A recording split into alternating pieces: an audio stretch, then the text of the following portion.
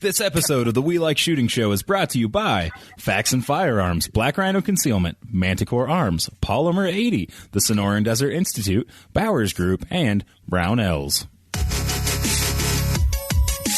Welcome to the We Like Shooting Show, episode 326. Tonight we're going to talk about Boyd's gun stocks, Aero Stripped lowers, WWSD 2020, Appendix carry, the Boogaloo, Opie and the Smokies, and more. Our panel tonight comes to us straight from across the United States. First off, we got from River's Edge Tactical in Valley City, Ohio, Jerambe Pozderac. Next up, we got the Machine Gun Moses, Aaron Krieger. We got Savage One R the Communist. We got Dead NickLynch beside me. My name is Shawn Heron, and I just want to welcome you all to the show. Wow. That went really... Oh, stop. Don't. Hey, get that away from me. Stop touching me with your... Shawn, just... Hey, Aaron, how's it going, buddy? Good, but... What? I got some bad news, guys. What? What's wrong? What? The Boogaloo's off. What? Yeah. Apparently the news wasn't as promising as we thought it was, so we can take off our Boogaloo attire and just have a normal show. Sorry, Savage, you really went all full Boogaloo out here. God. I knew this was going to happen. Well, So- to be fair, Savage is in the most commie-rich environment of all of us. Yeah. Does this mean I need to take my flannel off? No, you can leave it on. Okay, but we're still getting chicken tendies, right? We're getting the chicken tendies. Okay, good. Yeah. Wait, we're all getting chicken tendies? I feel better. We're getting chicken tendies. Well, why don't we get chicken tendies? I don't know. Do you have any? I have some in the freezer, but I don't want to cook them. Well, text one of your kids and tell them to cook them. There you go. That's service. Oh my right god! there. Did you see that? Did you see that meme on Instagram where it was the little baby Yoda and it said me waiting for the waiter to finish up his speech so I can order chicken tendies? Like All right. Well, the Boogaloo's canceled. We'll talk about that more and going ballistic. In the meantime, let's talk about how to see the future. And what I mean by that is go check out Swamp Fox Optics. Now guaranteed that you can see the future. JK. How do they guarantee? Oh, okay. You had the JK. I was like, how does? Because I've got Swamp Fox optic on my gun right here. No, dude, it's glass so clear you can see the future. But aren't you technically seeing the past? I mean, even though light travels really quickly, like you're That's still true, seeing things that happened Because of the speed of light. a fraction of a fraction of a second ago. So Right, actually exactly. Isn't Unless- like every picture of unless you you're, a like, picture looking of at a when you were star. younger? well, yeah. Yes. And every time that I look at you through a rifle scope, Jeremy, I'm looking at a younger version of you. Hey, so two fat guys that call me a Jew, a psycho, and a ginger walk into a bar. And That's awesome. That's pretty great. All right, guys. So they have That's a, funny because I wasn't listed as one of the two fat guys. they have a thoughtful and fulfilling discussion, and they all leave happy. yeah, it was good. All right, so first up, Swamp Fox Optics. You know, we've talked about them. We've got our Kingslayers up to over 1,000 rounds each. We've got the LPVOs. We've got the Patriot. Kind of depends what you want, but I actually got an email today. They have a Black Friday deal that's going into effect Wednesday, November 27th, and the end date is Cyber Monday midnight. So here's what you get when you use coupon code WLS Black. It's fine. It's fine. Like Black Wait, Friday. was this to say that's racist? Thank you. All right, Yes. so you get 25% off everything in the store. You get free shipping.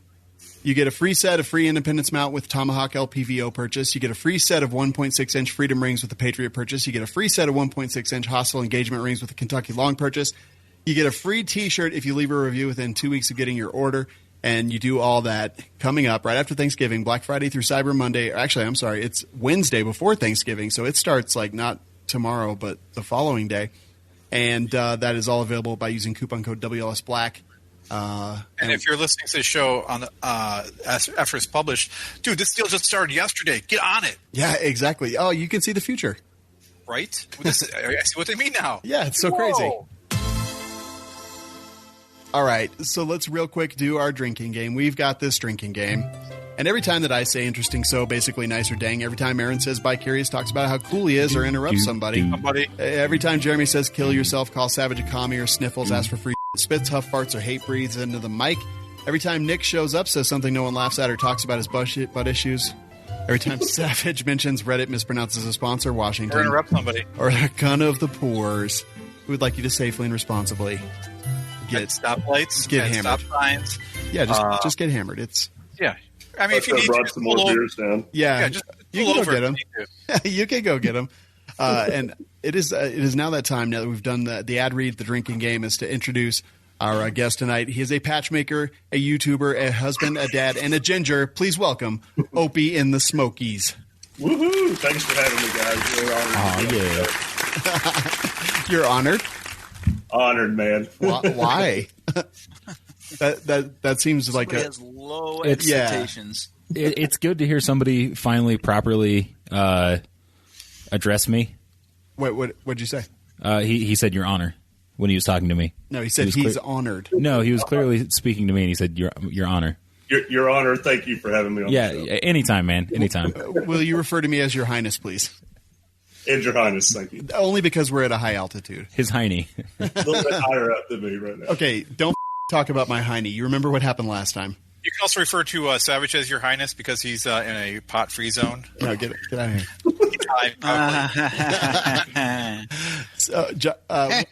Wait, can I say your first name? Is that public knowledge? Yeah, Josh. Okay, Oh, Josh. I thought it was. I don't Opie. think very many people know me by that, though. All right, Opie and the Smokies. What is Opie and the Smokies? Oh, man, it's kind of a long story short, but I was moving to Tennessee from my day job with the ATM stuff and was sitting in my back. Asked him out, yeah, that's right, in my backyard range. Aaron, shut the hell up. You do that for free. I thought it was funny. I like it. It makes me Is laugh. that a drink right there, technically? Yes, it is. Yes, it is. Yes, he interrupted Wait, what somebody. are you drinking there, Opie? I picked up the new Hop Avenger IPA. Oh, Nice. Man, you're gonna be dead by the end of the show, buddy. I'll get a couple more for sure. These rules are used fast and loose. They're not strict. kind of like Aaron's mom. Kind of like Sean's. Oh. He actually does listen to the show, Shawn. Guys, I'm just trying to hear about Opie and the Smokies. So you moved to Tennessee. Yeah, moved to Tennessee, had a backyard range at our first rental house down here. Just randomly thought of Opie and the Smokies because I've been nicknamed Opie my whole life. Wonder why. I do wonder. Is it 'cause whenever I'm on Reddit, it says OP is a so. I don't think it's because of that. Oh, I'm sorry, Shawn. You shake your head. Like, that's the word we're not supposed to use, right? I'm just telling you what I read. Original poster. Oh, yeah. So- not original poser. Opie. But it's OPIE. Yeah, I Okay. see that a lot on the internet. You're right. Opie, you're from the Smokies. Have you met the guy that does the Smoky Mountain Knife Works show late at night on whatever is it network that is? Is it the actual gun series of it? Eddie Foley? I can't remember his name. It's like a dude that sells knives, and he's got the thick accent, and he has all the great, he says rare bird a lot. This right here is a rare bird, ladies and gentlemen. I got you. No, I actually haven't met any of the knife people. I know that's a a few of bummer. the gun guys, so. Oh, my God. So anyway, you moved to Tennessee. Yeah, and just randomly thought of that name. Had no idea what I was getting into with it. Just kind of thought it was catchy and something I could turn into a business eventually. And about 3 years ago, when Trump started running for president, I came up with a patch idea. And it was a Trump train. And it was Thomas the Train with Trump's face on it. Oh, I've seen that. Oh yeah. And that was my first thing ever I did with the page. I kind of released it under the page, and it sold out pretty much immediately. So I started in the industry by making limited edition patches, and now we make patches for some of the companies in the industry. And we were asked, why aren't you just doing reviews since you're already with, all these people doing all these things? So we kind of jumped into that as well. Yeah, that's awesome, man. So doing the reviews, when did you get into guns? Was it like a lifelong thing, or did you do it later? I've always been into it, never really pursued anything until I got this job. So that's been about 8 years now. Figured if I was carrying a gun, I'd like to be as deadly as I could with it if needed to be necessary. Unfortunately, I've had to pull my gun a few times at work already. So I guess that makes sense. Yeah. How much? It's like $20,000 to $30,000 in an ATM, right? No, you'd be surprised. I mean, I'm not a bank, so I'm doing stuff that the banks won't do. So I'm taking the stuff that's a little bit lower end. on the transaction rate. It may do higher transactions, but lower volume per transaction. Gotcha. Stuff that banks won't do. Give Aaron a loan. Apparently. So like, You can't do that at my ATM. I'm sorry, man. Give it back, I promise. Wait, what about cash advances though? You know, Yeah, it just takes it right out of your checking account. As long as you have it in there, buddy, you're good to go. Exactly.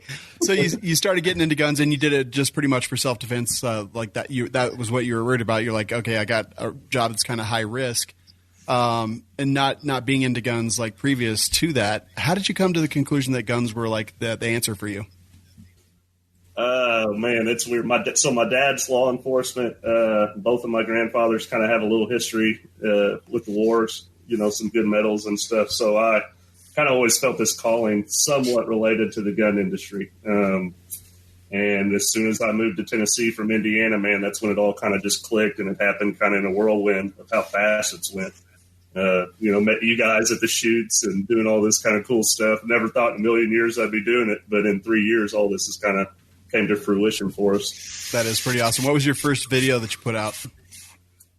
On the Facebook page, it was one of me shooting in the backyard range, but I think our first actual review was the 365. That was actually one that did pretty good for you. And Yep. I've seen I've seen the same on our channel. The 365 people are loving it and all over it. That was 9 months ago, it looks like, right? Yeah, it's been a while. So I had a kid in March right before the NRA show, like almost exactly a month before. So that's really slowed down what the plans originally were for this year. Yeah. But we're kind of starting to get our feet back under us now with the whole crew and getting back out to the range and getting stuff done. So we've got a 1911 video we're posting next week, and then we're doing a muzzle brake video for a local company here and several others after that. So we should be kicking it back in gear pretty good. Very cool. So I was actually going to remark, did you have any video production experience? Because I noticed that like a lot of your video is actually really well done, really well filmed outside. Looks like really good gear, good editing as I'm watching even right now. And did you have a background in that, or did you just have to pick it up? No, not at all. Just been kind of picking it up as I go. That's awesome, man. Would you say what's been harder, like becoming the gun guy and doing the gun stuff, or figuring out how to edit video and be a YouTube guy? Dude, the editing takes so much time the way I want to do it. So the going to the range and being on camera is the easy part. But coming home and actually having to dedicate that time after I spend, 10 to 12 hours a day at work, a few hours trying to do the dad thing, and then coming up with some energy late at night, it just doesn't happen very often right now. Yeah, no, I totally get that. And it is when you see like newer channels coming up and stuff, you don't usually see like their videography and their editing as a positive. But for you, I definitely think it is. Was that something that you really thought was important that you wanted to focus on? Yeah, so my big thing is I kind of like the cinematic aspect of shooting. Everybody's doing reviews. Everybody's got their own thing. We kind of tried to set ourselves a little bit apart by doing the 2-camera on the intro, outro type deal, and then making the actual shooting part entertaining in the sense. Yeah, I love that. What's the favorite review that you have ever done? Man, I really like the 43X and the 48 because I had both of them. My own 43, I had the 365 at the time. So I had all these guns at once, and I could really figure out what I wanted, and it was definitely the 48 out of all of them. Yeah, I think this was actually that was the first video that I had seen by you, and I was like, for a newer YouTuber like this, well, not for just a newer YouTuber, like for a dude doing video on YouTube, like this is really well put together, well filmed, well edited, and it was literally, I think, the first one that I had ever seen that you did. And yeah, I appreciate that, man. It means a lot. Yeah, absolutely. It's good stuff. Nice kinetic filming style, very Jason Bourne, but also good quality camera and gear and stuff. Like, did you have to save up for a bit to buy the stuff, or do you just like still film with your cell phone? I'm a big eBay guy, so I found a broke camera on eBay, fixed it up, got my lenses, waited till they were cheap. Almost everything we did in the beginning was, I have a couple camera guys I've been bouncing back and forth through. Aaron, I don't know if you met Aaron at the NRA show. He was with us. I'm always with these guys. The other Aaron. But he actually moved to Dallas, Texas, so he's not around to do any filming anymore. So Dustin, our other camera guy, actually introduced me to Aaron originally before he moved, and now he's back in town doing the video and all that stuff again for us. So nice, man. That it is awesome, and it definitely makes a big difference. Like, that's one of the hardest things is watching kind of like poor, and I hate to say it, like just watching video that's not shot well, looks like it was filmed with a cell phone. It's tough for me. yeah. Some of my favorite stuff is stuff that has the good quality and filming and editing, but I also want good content as well. Let's talk about that.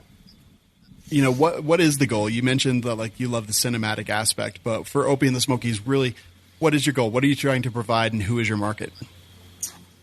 Right now, our market is patches. I mean, I do more stuff with that than I do with the actual review thing. We got a lot of local companies here that support us. Had some sponsors early on that we've stuck with that really help us out too.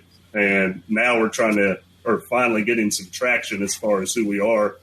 And I think that's kind of creating this long list of videos that people are willing, to send us stuff to review. Like, we just got the Manus X10 that we're all going to kind of hold on for a week or two each and then give a review on that too. Cool, man. That's awesome. I actually just got a patch that I didn't even know you made until you were like, hey, we made that patch. Yeah, Matt Baines, Lobster Media. Yeah. He's a good buddy of mine now, and he had that done for Woomer kind of on the low. And Woomer didn't see it until the BDU shoot. And it's been made, I think, for a good 3 or 4 months now.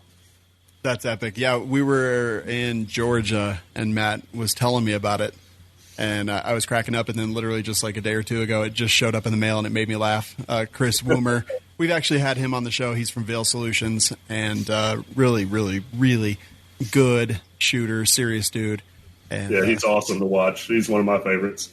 Yeah, it was tough actually being we did the barrel gang thing, and he was one of the shooters, and it was really tough because he sets the fucking bar really high. Yes, he does. So it was definitely a challenge to keep up. But yeah, like, so what is your goal? Like, you mentioned kind of who your target market is, like patches and stuff like that, but like, what's your goal with the YouTube channel? Man, I mean, there's a lot of different directions I could see us going. I really am enjoying the videography, the picture taking, and all that stuff. So if it happens to be kind of a media type of group we end up being, I'm cool with that. I think I'll always do patches no matter what.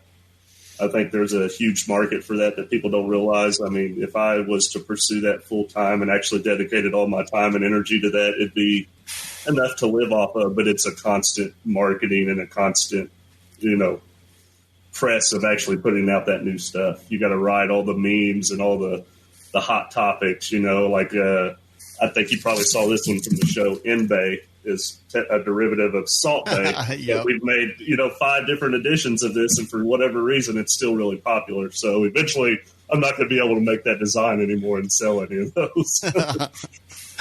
Let's talk about you decided that firearms were kind of a necessity and something that you wanted to have and carry for personal protection and things like that.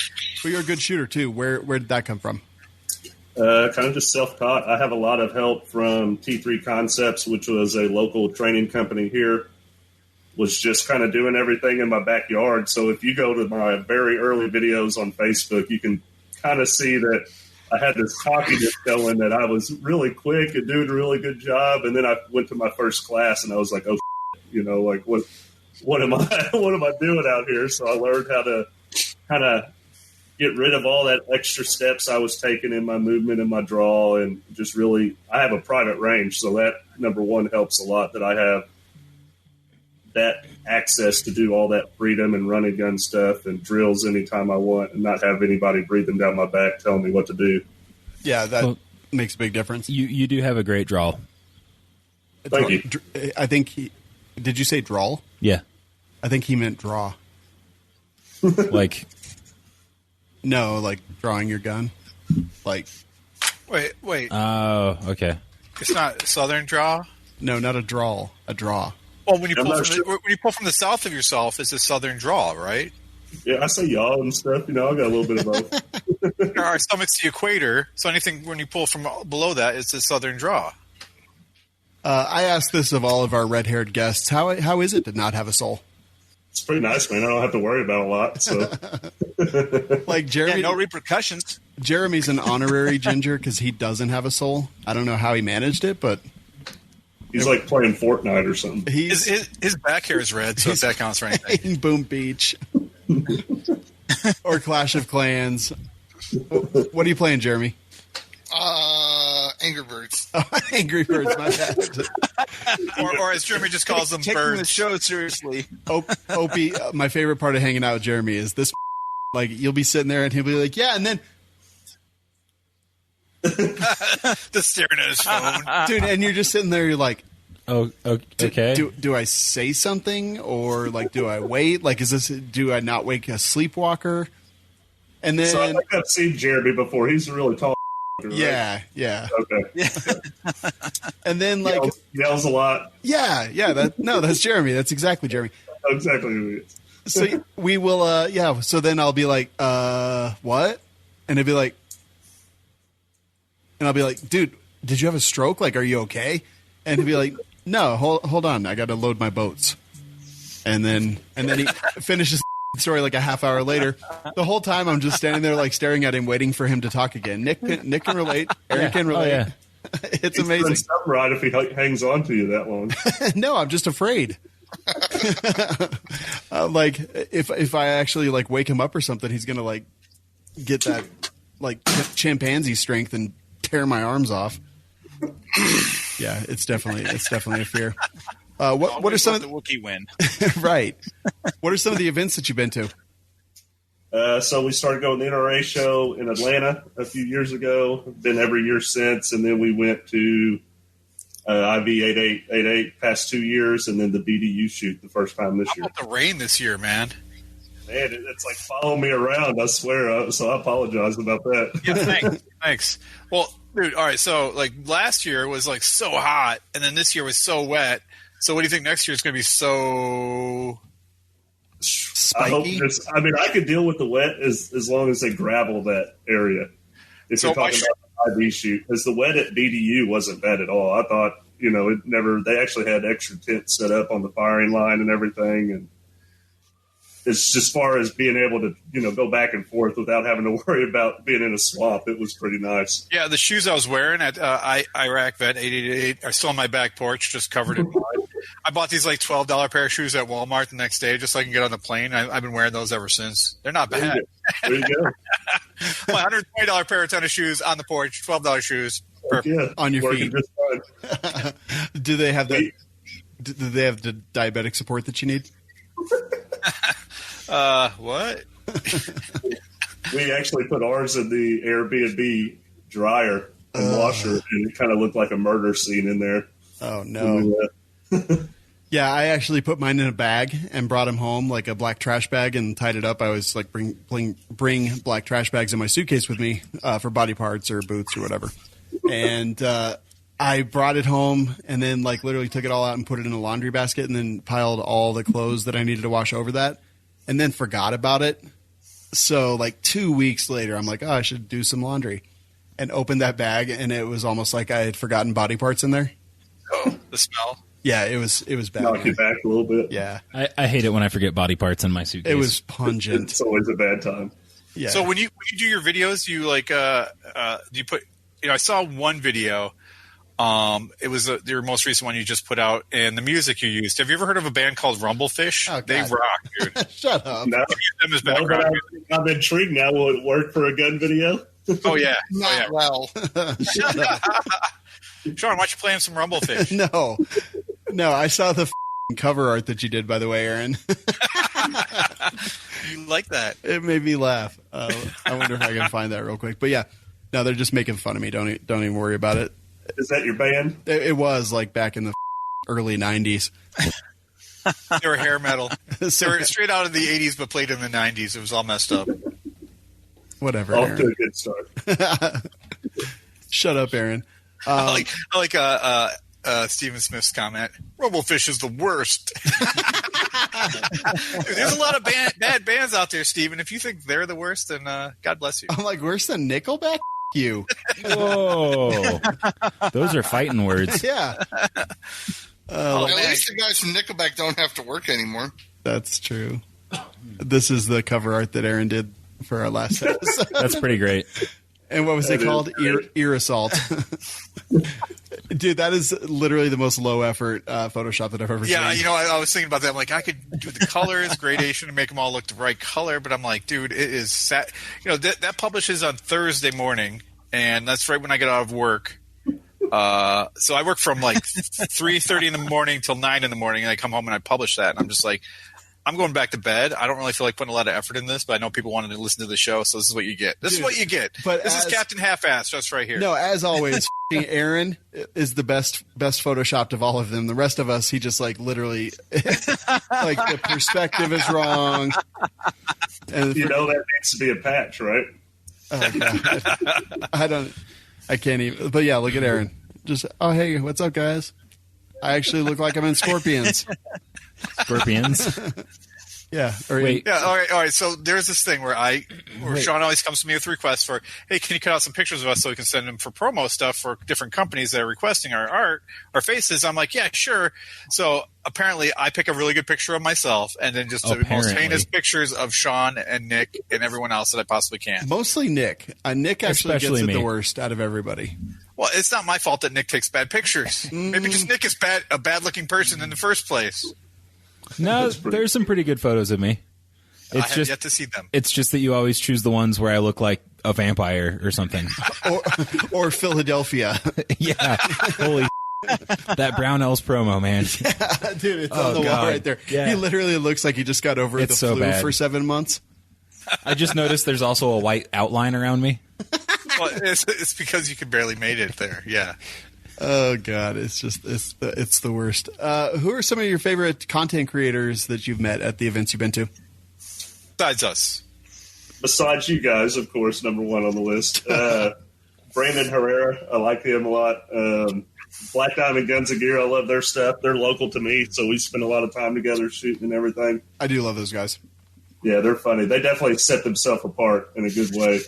They're doing something not really a lot of people were doing, so I think they found kind of a niche for that.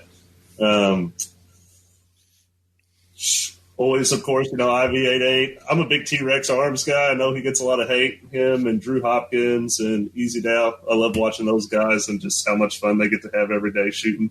It's pretty. That kind of seems like the dream job to me. Yeah. Sell little Kydex and then shoot 6 days a week. Yeah, that's not too bad. And also starting cults and things like that, so it's all good. Besides that part. Yeah. Well, I guess he didn't start the cult; he's just part of it. I don't know. I'm not saying anything. Like TGC, love getting caught up on that stuff, and I'm a big Guns and Gear fan. I know he's got a little hate coming today from everything that happened yesterday, but I think it's just temporary, like everything else always is. Yeah. I mean, we'll talk about it later on in the show, but yeah, at least he had at least he said something. I don't have a problem with people saying something and being wrong. If that's how people feel, I don't know. We'll talk about that as we go here. Gotcha. Yeah. So I think you just mentioned like a lot of our friends and the people we hang out with at stuff that we do all the time. Definitely people in this industry are a really fun and good thing. I got to say, like people are probably my favorite part of the entire industry. What are some of the companies you've worked with that were your favorites? So SDS Imports here locally is the favorite of mine. They kind of import a bunch of Turkish guns. So we've got several shotguns and then like a 1911 that we're about to put the review out on this week. I was actually really impressed with how well that gun performed for $349. And for a 1911, I was kind of expecting Jam City, nonstop, maybe not even be able to get through the review video without saying anything bad. And it was pretty impressive and a fun one to work with. But we've got a lot of just local people in general. We've got a Facebook group of about 3,000 Blount County gun owners. And there's just a lot of people in that group alone that are willing to work with each other. So we got a lot of local companies. We sponsor each other. And like we do I think they do the 12 Days of Christmas for that group. So every different company or several companies will combine for a day and donate stuff. So we do a lot of stuff locally, not so much nationally yet. Nice. That's awesome, man. Nick is giving me the sign. We are talking to... Savage is up there like freaking out, but silently. Dude, I looked at him and I was like, what the is he doing? And immediately like ignored him, which is awful because I was looking at the. You gave me one job, dude, Shawn. I know. Jesus Christ. I literally asked you to do it, and then I looked at you and I was like, I have no idea what the he's doing right now. I was actually shopping for leather jacket and chaps on Amazon because I have an SOT now. I heard about that. Congrats. Thanks. Hey, Jeremy. Hey, Shawn, Are you going to start pronouncing it Shaps? What, Jeremy? go f- yourself. Well, what else was there? I was like, do I have to get a motorcycle or can I just ride a bike? I mean, it depends how cool you want to be. As cool as you, so a tricycle? It would have to be a badass tricycle. I mean, you are getting pretty old, Shawn, so a trike makes sense. All right, we're talking to Opie and the Smokies, and we're going to take a quick minute and hear from our next sponsor. And tonight, that happens to be Black Rhino Concealment. And I don't know why I talk like that. That was really weird, and I apologize for it. But they also have a Black Friday deal coming up, and let me pull that up right here. Basically got with everybody today and got all that stuff. We're going to release it in our email list. You can sign up for that at WeLikeShooting.com. And we're also going to put it in all of our social media and stuff like that. But Black Rhino Concealment, their Black Friday sale goes live on Wednesday as well. It's going to be Whale. As well. Fuck, Whale. Opie and the Smokies got me talking like this. I just can't. Sean's after the great white whale.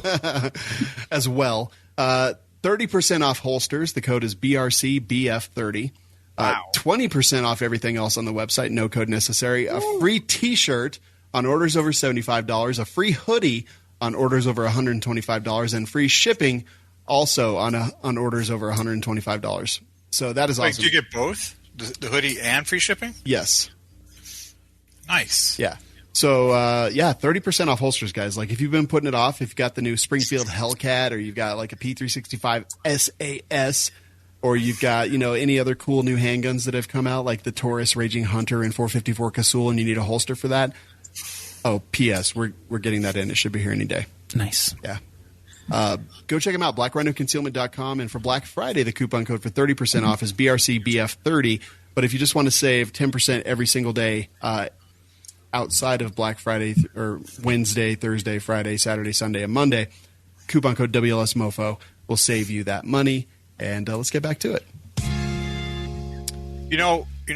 Armament and Axis keeps pointing out that if you're watching the show live on YouTube, hit that thumbs up button. Hit that thumbs up button right now. Jesse B says, bought a Black Rhino Concealment holster and really like it. Thanks for the recommendation. Aaron, I just interrupted you. That was really rude, and I'm sorry. Take a drink. That's okay. Yeah, I don't know what to do there. Can I just say I can't wait to see the look on your face when you pull the trigger on a 454 Casull. I've actually shot him before. I shot Chris W's in California. They're not that bad. No, it's not bad. Yeah, I've done it. I've shot 50 AE. I've shot all the big calibers and handguns. 50 AE is nothing compared to a 454. I shot some. I shot some 460 that was super overloaded, and it blew the primers out of the cases and jammed the cylinder up. That sounds fun. It was pretty cool. I was like, "Yeah, I'll shoot it," and then I took a couple shots, and I was like, "The cylinder jammed," and I handed it back to the guy, and he got it open, and primers fell out, and I was like, "Never mind." I had a buddy around here hand load some 4570 government with a 500 grain hard cast lead round. Yeah, it hurt. I can believe that, actually. What are you doing, Nick? Getting a shortened link. I'm looking for faux leather chaps and vest on Amazon. I have an actual. I actually have leather chaps, but they're not for motorcycles. They're for sex with dudes. But sex dudes. Right. I actually wore them when I rodeoed. So yeah, that's what they're calling it these days. Yeah. Can you ride for more than 8 seconds? Mountain. All right. That's all right. Let's answer a couple questions here. I think Savage is drunk. He's acting very strange. I mean, strange for Savage. Like, wow.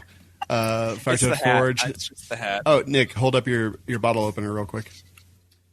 He made us these. Here, let me get the camera on. Yes. Fire Code 4. Right. Yeah. Yes. That's a bottle opener that Epic. dude. He Epic. actually he made us all like custom. Oh, yours for it. yours is tiny compared to mine. Oh, I know, dude. Like yours is literally the size of your forearm. It's like 12 inches long. Yeah, it is. No, it's not. Unfortunately, you and Nick's conversation is burned into my retinas. I just want to know why the tip is cut off on mine. You know, and well, the worst part is not only is the tip cut off, he sent a tip along with it just to remind me that it's cut off. Yeah, which is even better. Those actually are. I printed out the postage, and those will go in the mail tomorrow. Aaron, your Brownells stuff will ship tomorrow as well, and you have another box full of all the Swamp Fox shirts as Nice. well. Ooh, I wore my Swamp Fox shirt the other day. It was really comfy. Yeah, yesterday. Yeah, I it's a saw good you shirt. wearing it. Yeah, so Fire Toad Forge, man, he made his watching him work. It was cool. awesome, dude. It really The was. My The favorite, video was hilarious. I laughed, especially with all the dog stuff. That cracked me up Yeah, my favorite Corky parts were Bud. when he burned himself. Yeah, that was actually the best a part. bunch of times, apparently. Morpheus says, "What's the difference between the Hellfire and Patriot slide from Facts and Firearms? Which one do you guys end up liking better?" I have the Patriot and the Hellfire. It depends, man. Like I like the Hellfire. I think they're both optics ready. It's just got lightning cuts and some other stuff. It's more bougie. I think is really the Yeah. One of them has windows and stuff. The other one doesn't. Shawn likes the super fancy one with all the windows and stuff. For like a hardcore gun, I would probably go without the windows. Yep. Ethan says, I recommended a buddy to Black Rhino Concealment. He was super impressed at how quick they got his custom order done. Yup. I don't know what Nick's link is. I'm actually afraid to click it. Oh, it's the Brownells promo photo. Oh, cool. Shoot a 458 lot in the Thompson contender pistol and get back to me. I don't think I've shot that one, actually. Yeah, I don't. 458 lot is 458 lot is an African big game cartridge. Yeah, It's bigger than a 458 Winchester Magnum, by the way. it said that in the comment. Yeah, I read it. It said longer, That's what I said. just to be clear. Let's see. Oh, no, listen. Fire Toad Forge says Jewish circumcision. Yeah, I understand that, but it doesn't mean our we don't actually cut the tip of our off. We get to keep that. It's just the skin around it, so we don't look like we don't have a dog. You know. But don't you though? All right. Only when it's cold out.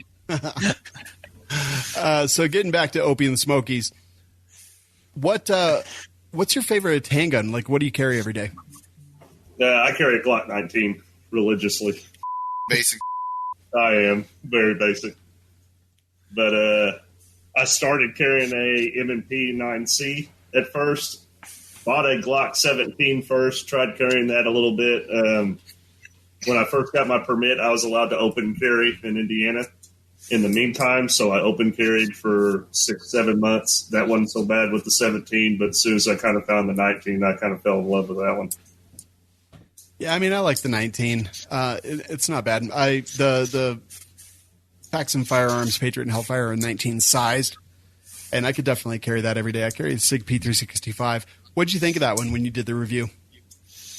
It's good, man, but it's hard to hang on to, in my opinion. So you definitely have to have the extended mag if you're a bigger hand guy, and I would rather have the 48 any day, even if it was 10 rounds, just because of the way it felt in my hand.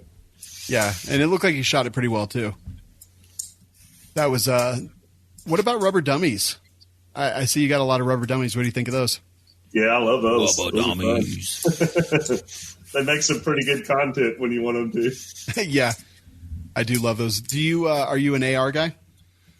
Yeah, for sure. I've actually built every single one I own. So, or not built, Lego put together. We call it assembled. Assembled. There we go. It's assembled and built. I don't know. I don't even care about that anymore, but I see people saying it all the time just to mock me. It's pretty good. Because you're so pedantic about it. I know. I was. Seriously. Let it go. Okay, I don't care anymore. I just said. Here's the thing, Shawn. Get off my back. If you go into the dictionary and you look up a symbol, and then you look down in the synonyms, it lists built or build. Yeah, it's true. Actually. Ha! So there, Shawn. Yeah, no, it's I showed you. I showed him What'd you show him? my. He showed me what? Bottle opener. Yeah, that's awful. What'd you think of that Rex Delta? That was actually a really fun gun too. I had to go into it without. I think a lot of people come in with a comparison set of mind, and I think you have to, no matter what the gun is, kind of open your mind up to it just being itself and kind of finding the pros and cons to it on its own. And when I did that, I really enjoyed shooting it. It actually held up. We dropped it chamber open in the mud, like some pretty good mud, and it ran for 2 mags. So that was pretty impressive to me. I did it with my Glock 19X and it didn't make it through 3 rounds. So, yeah. Glock perfection. Yeah. Even though I swear by Glock, it was kind of a well, don't knock it till you try it type of deal. We threw a ton of our guns in the mud. It kind of started as an accident, and then afterwards we were like, we are never doing that again because 3 weeks later I cleaned them. Yeah, and it took me hours. I was like, why? Why would I wait 3 weeks to do this? Well, what made it worse was that I had the great idea to put them through the dishwasher. Oh God! Yeah, and I was like, this will be awesome. So instead, it just dried the mud on and made it even harder to scrub off. It sucked. We even got GoPro footage inside the dishwasher. Yep. Well, it was black because I put a flashlight in there. Yeah, it was black at first. Then I had to stop it and put the flashlight in, and then it worked. Wasn't that impressive, really? No, but it was neat, I guess. It's a good enough idea. Yeah. So I actually had to go to Brownells and get a bigger ultrasonic cleaner because I was like, nope, I'm dropping this entire pistol in an ultrasonic cleaner. I am not doing anything. And then I had to run them through for 30 minutes just to kind of break off all that aged mud. It was a terrible idea. I don't think we'll ever do that again. Yeah, that was a loaner gun too, so I had a good time cleaning that one up. Oh no, that's oh my God. Hang on, I got to replace my light batteries. Okay. If they get that money, I usually just take them and pressure wash them off or hit them with a hose. That's not a bad idea. I don't have a that was a good hose idea. in our office though. Yeah. Oh, you got a utility sink or something? No. I have a bathroom sink, and I. Oh, I mean, shower? No, at the office. I mean, at home, at somewhere, you got a hose somewhere. Yeah. I'm sure somebody you know has access to a hose. No one I know has a hose. Yeah, no one I know has hose. Literally. It puts the lotion on his skin. No, I do know somebody with hose. That's just to say, that's weird. Yeah. Shawn, never mind. All right, that'll do. Tim says terrible ideas are a Nick and Shawn specialty. We resemble that. I have literally showered with an M16. Cool. I showered with an AT4. What? You actually did shower with an AT4. I've showered with lots of guns. You can check my Instagram. Yeah, absolutely. So, Opie, you still got time to hang around with us for a bit? Yeah, man, for sure. I might have to go get another beer here soon, it looks like. Oh, yeah. No, totally. Actually, you'll have time right after this. But before, if people want to go check you out right now, where can they find all the stuff you're doing? So our YouTube channel is just Opie and the Smokies, just like it's spelt on the screen here. And then we have opieandthesmokies.com. It's where you can buy some of our in-stock patches and gear and stuff like that. We do a lot of limited stuff that sells out, but we do, bottle openers, shirts, all sorts of random stuff. So just be on the lookout for when we actually drop stuff. All right. That is super awesome, man. Go check him out, and he's going to stick around. So you're a panelist now. Anytime you have something to say, you want to crack a joke, you want to call Aaron fat, whatever you want, it's in. Actually, awesome. Aaron, you're losing a lot of weight. Yeah, dude, I've dropped 20 pounds since Iraq vet. Are you on meth again? Really? No, it's just my new job, dude. I work so hard. It's ridiculous. What's your new job? I'm loading trucks for UPS in the morning.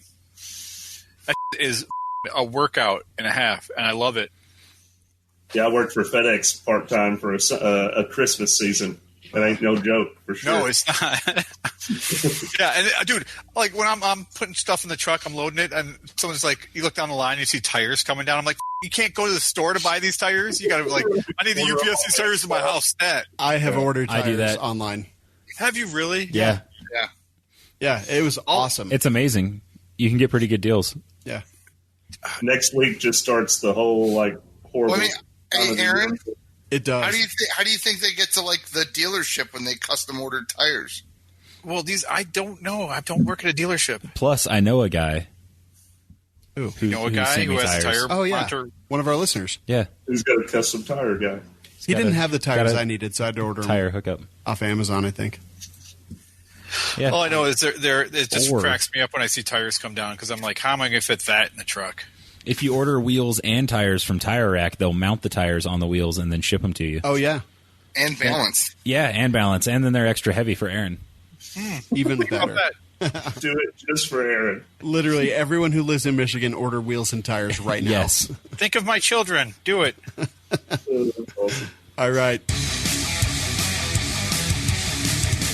Now it's time for some gear chat, but before we do, it's brought to you by Faxon Firearms.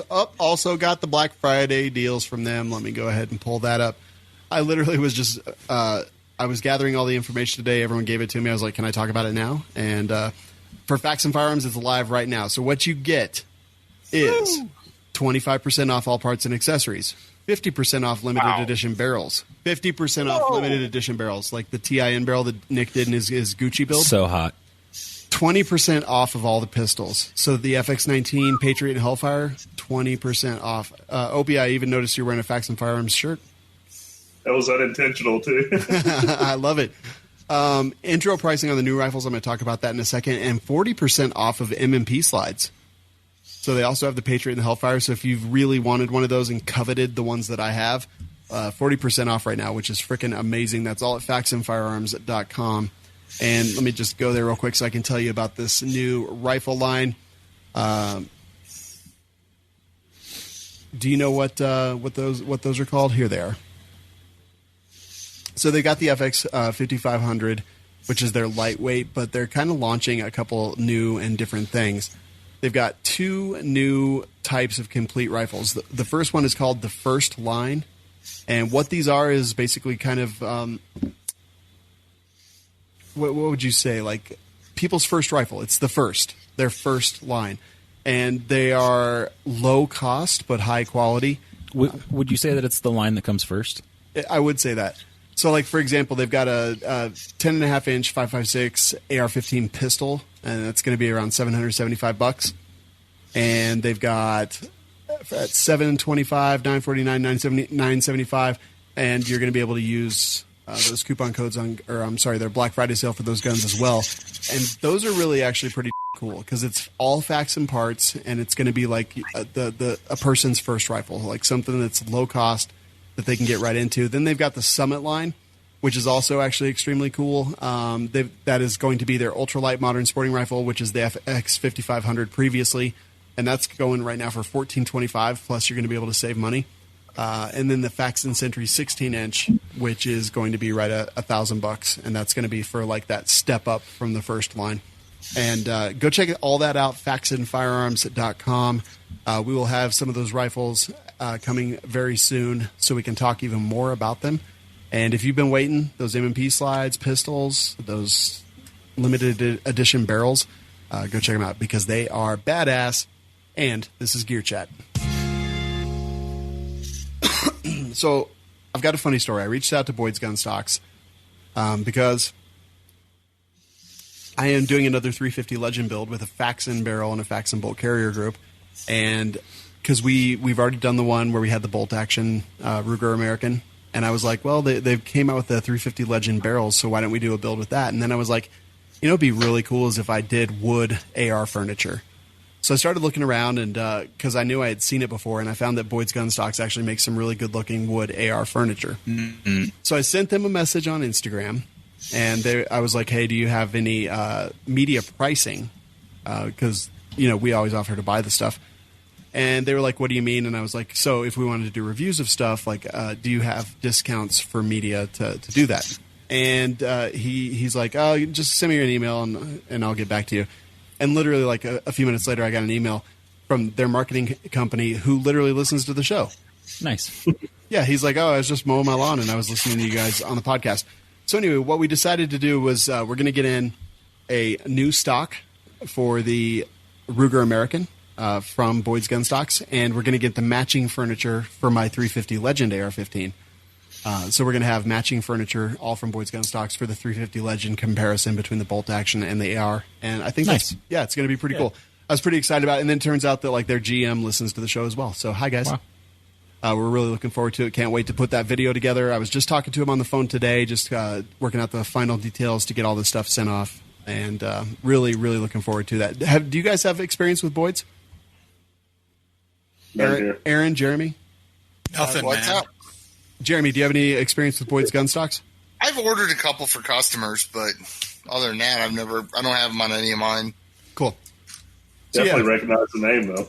Yeah, for sure. And they look pretty, so I'm curious to get them in. And Curious. okay, that'll do. Pretty excited about it. But BoydsGunstocks.com is where you can find out more. We got Coyote, and I believe we got the AT1, the AT1 stock for the Ruger American, and then their wood AR furniture, which is also pretty cool. So looking forward to that. Aaron, what's your product? In the mail today, I received this box, which contains an Aero Stripped lower. So we talk about our builds all the time and what we do. This one came from Brownells, which is pretty awesome. I did not pay for it; they sent it to me. But one of the things that we talk about a lot is the lowers that we use. And for the price, I think these are like $49 right now. Normally $79 at Brownells. It was a good deal if I were to pay for it. But we talk about our builds and the quality of parts. And this is one of the parts I think a lot of us use when we really want to put something with quality together. And these lowers are really nice. They do a great job. I got to say, that's the M4E1 enhanced? It's the Gen 2 lower receiver, yeah. I don't think it's the enhanced one. Does it say M4E1? No, it does not. Interesting. Most of the builds that I've been doing lately have been on the M4E1. I love those from Aero. And man, the prices have come down so much. Like they're Anderson prices, but Aero quality. Exactly. Yeah. Wait, Anderson prices, but Aero precision.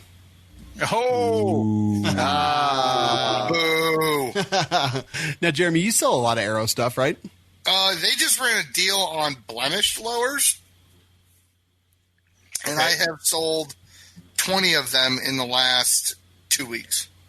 Nice. Wow. That's pretty awesome. Did you notice any bad blims on them? We play a game called Find the Blim Yeah. every time somebody buys one, and it's always something stupid, like a defect in the forge where there's just like a little. It looks like it's about the size of the lead and pencil, and there's like a little dot that's like not smooth, and you're like, eh. Dang. So, Dude. yeah, exactly. Which, like, sometimes you get Anderson lowers in, and they've got, like, Epstein didn't kill himself scrawled across them, and I'm like, well, okay, that's a blim, I guess. Yeah, I don't care. You've been waiting to use that, haven't you? Dude, I was Angel and I were at Home Depot, and we walked by a letterboard, and it said I'm gay, and I was like, oh, that's funny. And then I was like, wait a second. It said Shawn Heron is gay? No, it said I'm space gay. Oh, So that's less funny. I was like, hey, do you mind if I do something? And she's like, you're going to do Epstein didn't kill himself, aren't you? And I was like, yeah. It took me like 10 minutes. Because I had to, because whoever had done the I'm gay, like literally had rearranged all the letters, so I had to like take them all off, and then I had to spell it out in my hand, and then I started putting it up there. It took me like 10 minutes. I took a picture. It's in the thumbnail for these videos, but the poor Home Depot employee who's going to come through and face the shelves at the end of the night. Hey, maybe he gets woke. Maybe he's probably like, not. He probably just goes maybe third time he's this like, week, and then he fixes it. No, maybe he's like Epstein. Maybe he didn't kill himself. I highly doubt it. I bet it. Wait, I bet it could happen. How did you find all the letters for that? It was A through Z. Wait, wait. I'm sorry. I thought it was one of those signs with the plastic letters. No, it was it was just like the adhesive letters A through Z That you can buy individually? on a board. Oh, okay. Like I'm sorry. I wasn't really paying attention. It was like Apkadef, Kahij, Kolobnap, Kurstivixes. Okay. That's how you say the alphabet. No, it's not. I said A, B, C, D, E, and that's how you say the alphabet. Well, I'm sorry. So you have to sing it. A, B, C, D. Okay, let's all sing I'm it. not going to, though. You ready? What? Everyone's going to sing it, right? No. Everyone's commenting on the hat that's Wait. too small for his head. To the ABCs. You know what my nephew told me the other day? What? I have no idea. They changed the ABCs. To what? The song. Let's hear it. They got rid of the LMNOP. What is it? It's you gotta like sing the song, but like LMNOP instead of going LMNOP. That sounded the same. Yeah. Same, but Well, that's different. Yeah. No. So you're like A, B, C, D, E, F, G, H, I, J, K, L, M, N, O, P. But you have to like sing out like it's in cadence with the song. It changes the whole thing. All right, so A, B, C, D, E, F, G, H, I, J, K, L, M, N, O, P. Like that? Yeah. So they want kids to actually learn the letters instead of just like a word, LMNOP. That sounds stupid. I don't even What's wrong with America? And the color of the day is purple. Da, da, da. Elemental I purple. didn't even know they made purple solo cups. Just stop singing the damn song and just say it as a word. Not going to happen. Abkadefka. It's not going to happen just because you can do it. because you're Abkadefka really Hitch, proud of colon yourself. nop, Kirstevwixes. I fear the day, like if I ever get pulled over and they try to make me do the ABCs backwards. I can't f***ing do that. I can't do that sober. Oh, Yeah. it's ZYX, Yeah, I'd be like, hold on just a minute. VUTSRQP, 30 minutes later. A. ONML KJIH Epstein didn't kill himself. G FEDCBA. I wouldn't even. I'm not even going to try. I don't care enough. I'm pretty sure I got that wrong. I don't even know. Yeah, don't even care, actually. Right? I think that's a messed up test. So we were talking about... Go ahead, Opie. I was just going to say, am I being detained? Is that why I'm being asked this? Yes. Right. I'm a sovereign citizen. Yeah, there we go. T and Ray said Self-sovereign. ABCEFG. Is that what I did? But you know why? Because he'll give you the D later.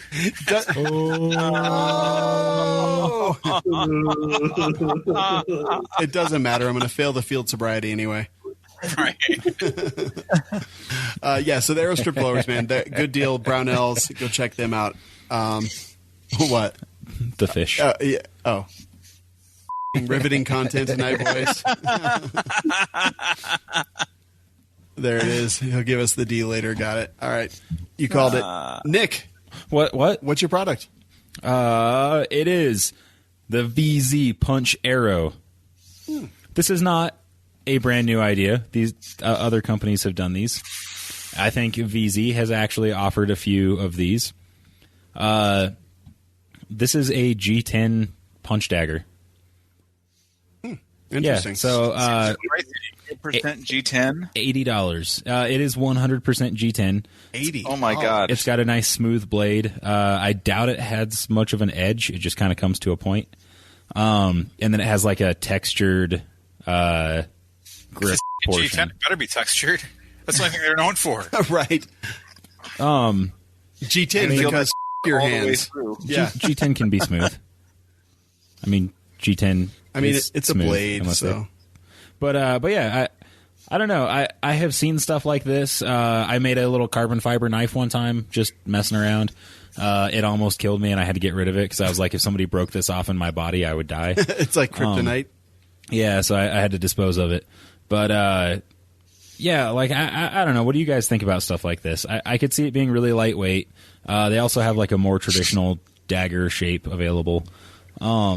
It's very lightweight. I could see it being very easy to carry if you're trying to carry something discreetly.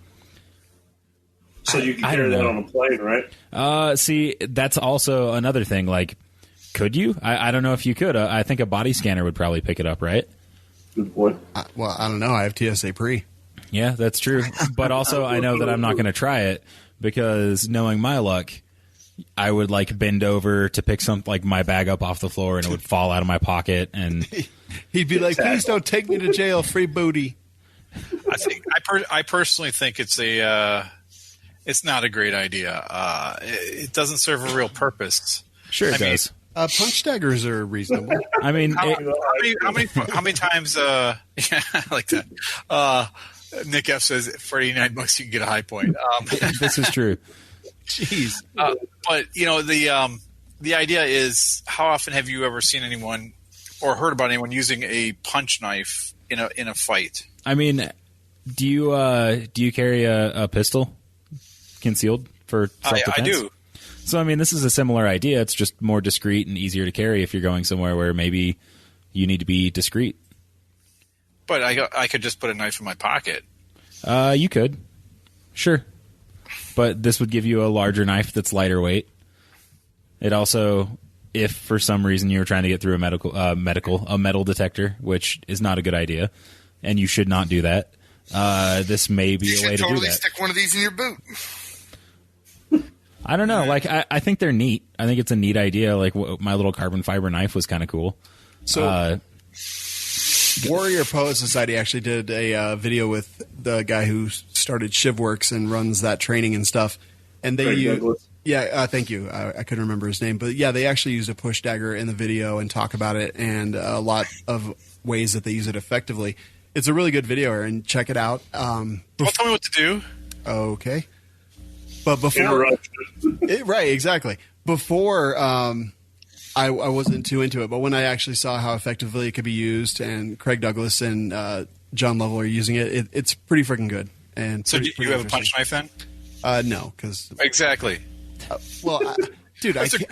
Like here you are praising it, and then you're like, I don't carry one. Are you crazy? Well, first of all, I carry a gun because I don't really want to knife fight anybody.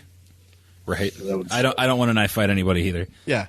I don't want to gunfight anybody either. But I think that there's a purpose for it, and I think that there's some pretty good strategies and fighting to use with it. I think it's reasonable. This is just some of the video here, and the way they carry, the way they draw it, the way they get into it.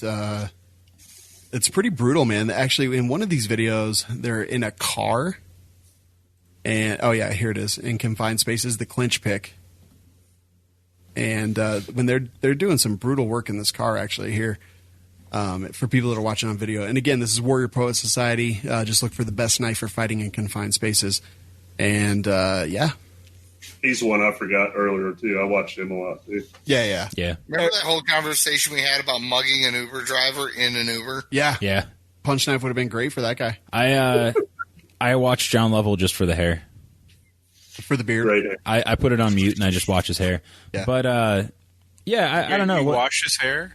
Yeah, I would wash his hair as well. What do you guys think? I mean, Aaron, we know that you dislike it.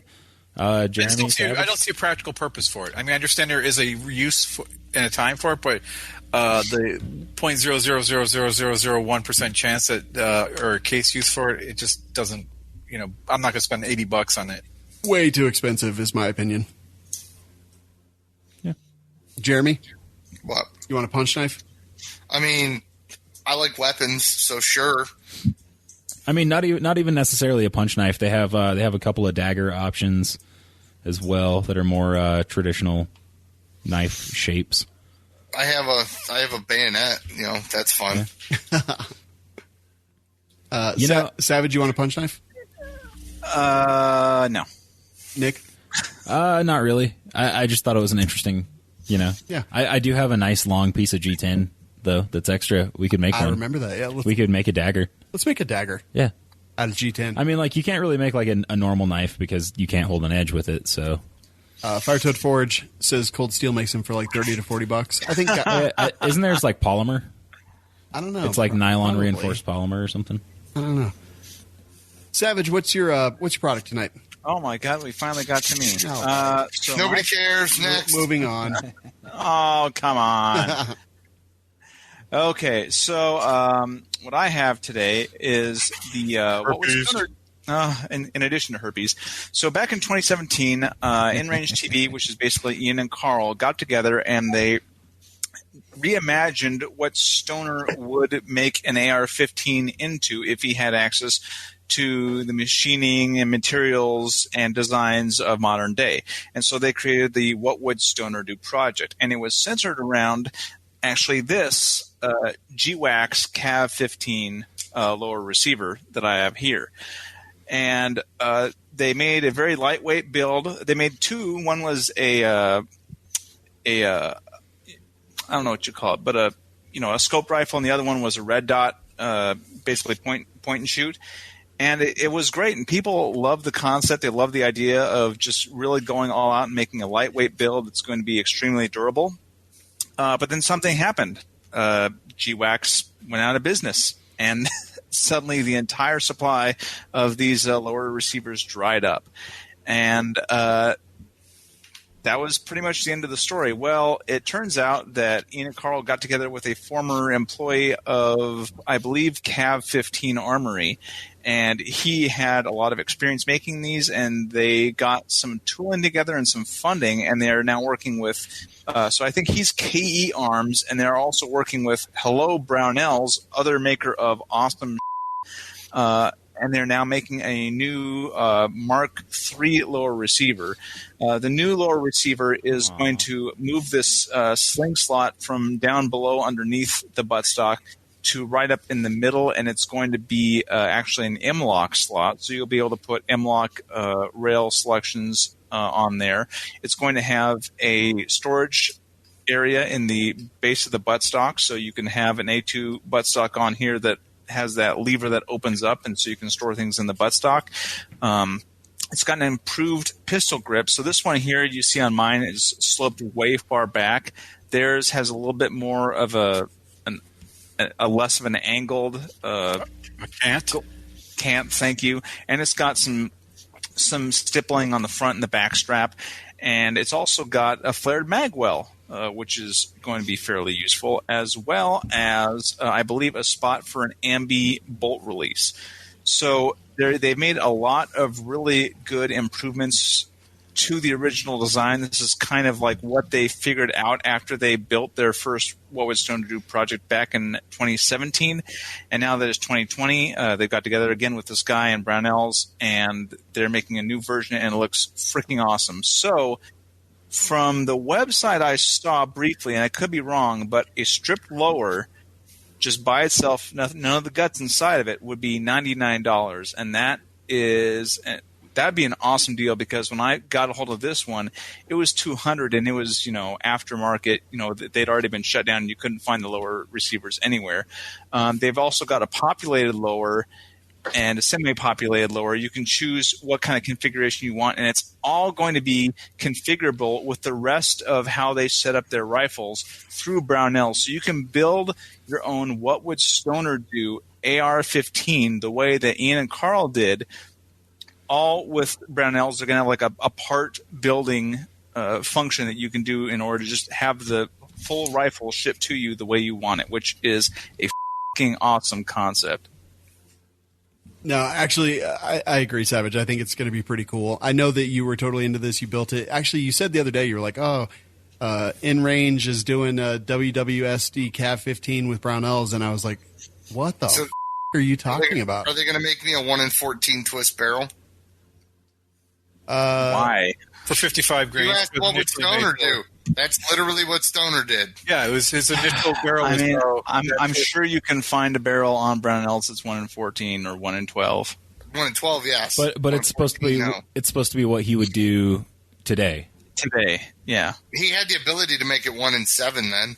Yeah. Yeah, but in hindsight, seeing the effect, there's been a lot of development since then. Yeah. What's that again? There's been a lot of development. A lot of things have changed since then. That's the idea. Is that if Stoner was brought into the present day and saw modern technology and developments and firearms doctrine and all that, what would he do? Yeah, new materials. I mean, because now we've got obviously more durable polymer, carbon fiber, thinner barrels, better optics. Yeah. Did you guys know that Carl is a devil worshiper? Don't care. Wait, who? I'm just kidding. Savage, you love us? What? He literally did this. Yeah. I love you. We love you too, Savage. I love you guys. You are the worst rocker ever, dude. He's got Kenny G playing in the background. Savage, please at least acknowledge that you're wearing a hat. I knew point. This is my Boogaloo hat. I knew a girl who would do the shocker. Oh, sorry. Because she thought that was like the devil horns. She would do the shocker instead. Yes. Felt like the devil horn. I call it the devil's tripod. Remember to cross your fingers. That's Jesus, That's like cheating. Wow, that's brutal. You are Satanist. That's a big one in the pink and a small one in the stink. I didn't know you were a sadist. I always assumed you were a masochist. Yeah, I don't know. Hey, Opie, you want to talk about appendix carry? Let's talk a little bit about it. What do you want to bring up? Oh, you just kind of, mentioned a specific gear. So that's kind of my big thing is appendix carry. I kind of went through several different companies' holsters in the last 3 years. My sponsor right now is JX Tactical, and I really think he's got a good thing going for him because it's a little bit different. He's got a piece of leather in between the mag carrier. Oh. Yeah, I've seen that.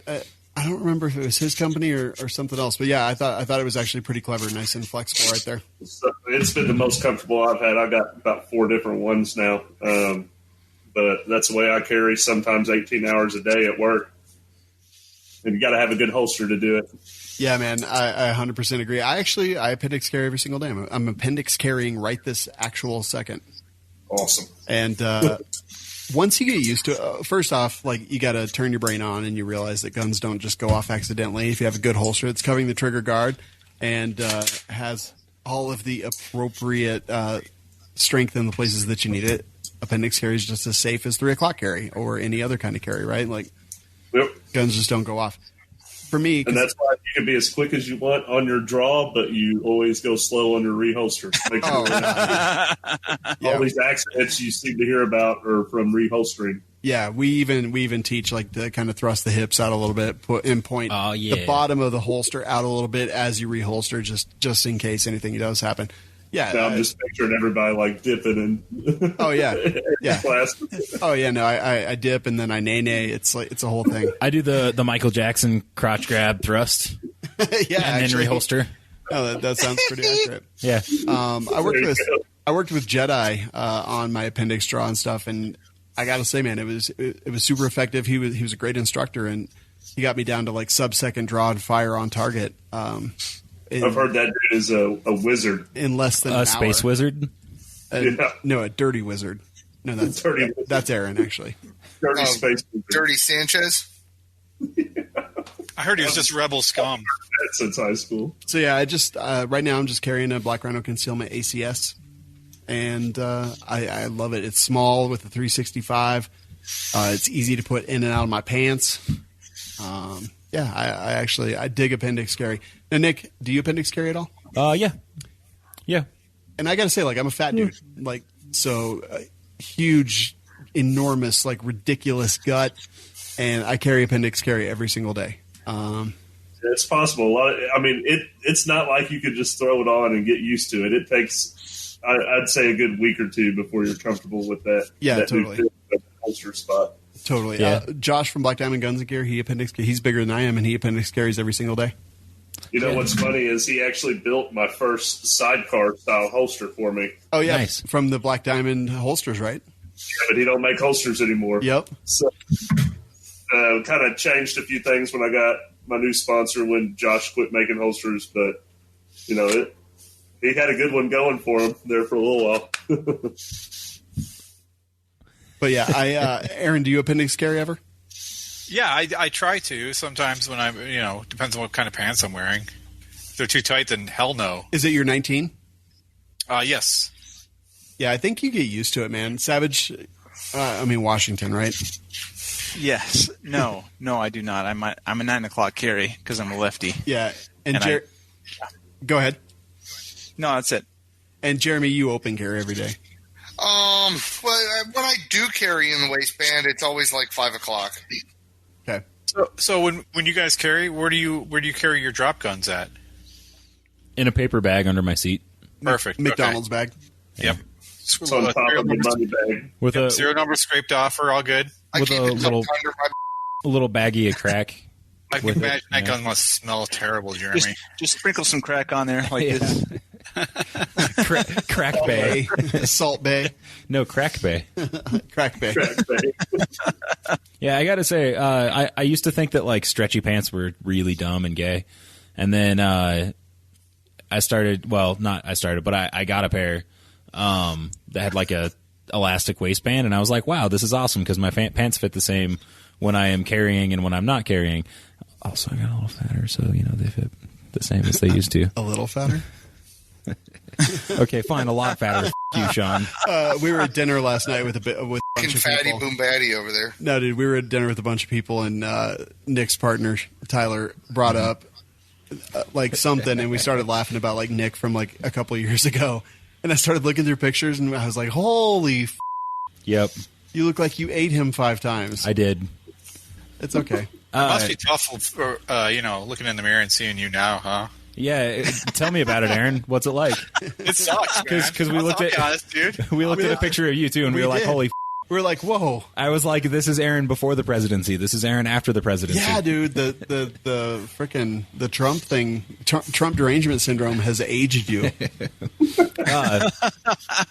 I filled out a emergency contact form the other day. I think I'd say a room when you walked in.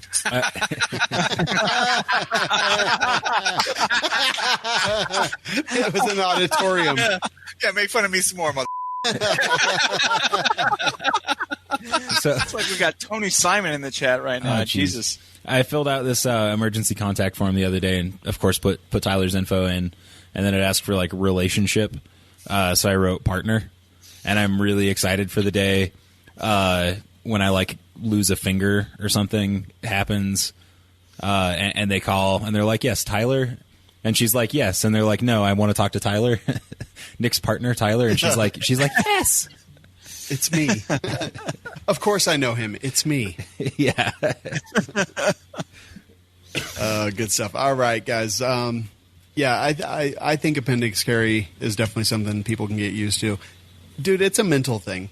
You have to get over that mental a bit, because Is there?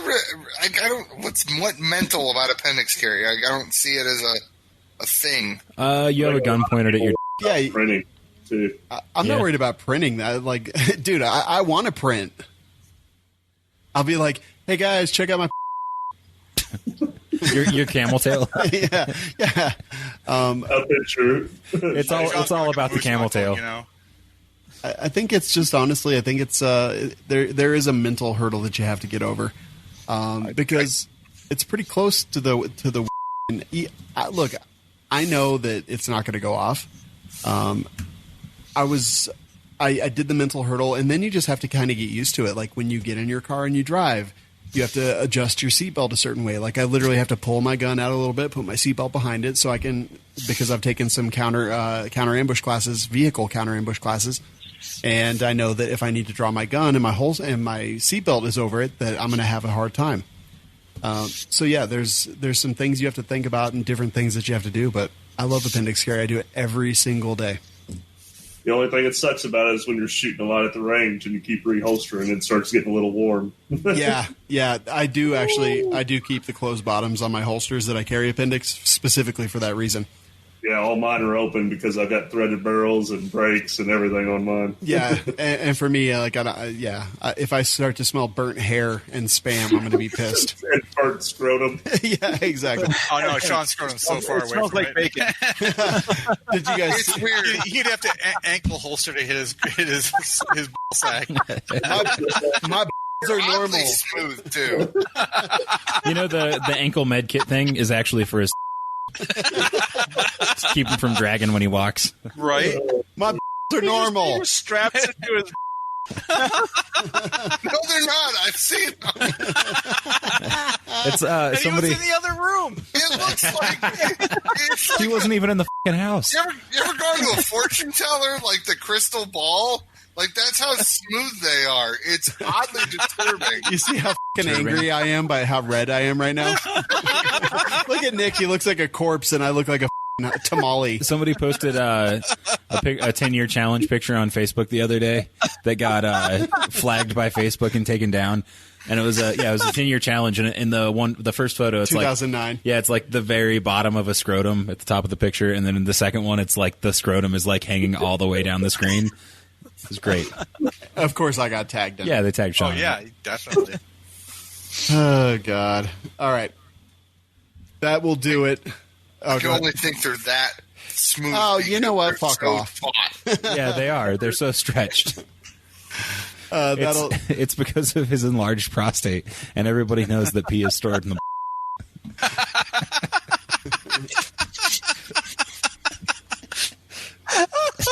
Aaron got muted. Oh, Savage gets muted too. Cool.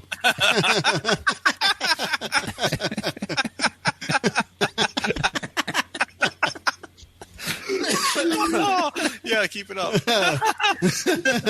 All right. All right, moving on. You know, Angel can check that for you. It just got weird.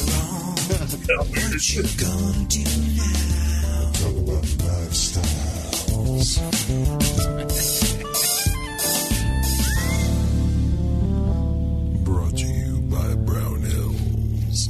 First of all, Brownells has the Black Rifle Build of Rights going on right now, and our build that you and I put together was so fucking awesome, Nick. So awesome. It got covered by AmmoLand today. Aw, yeah.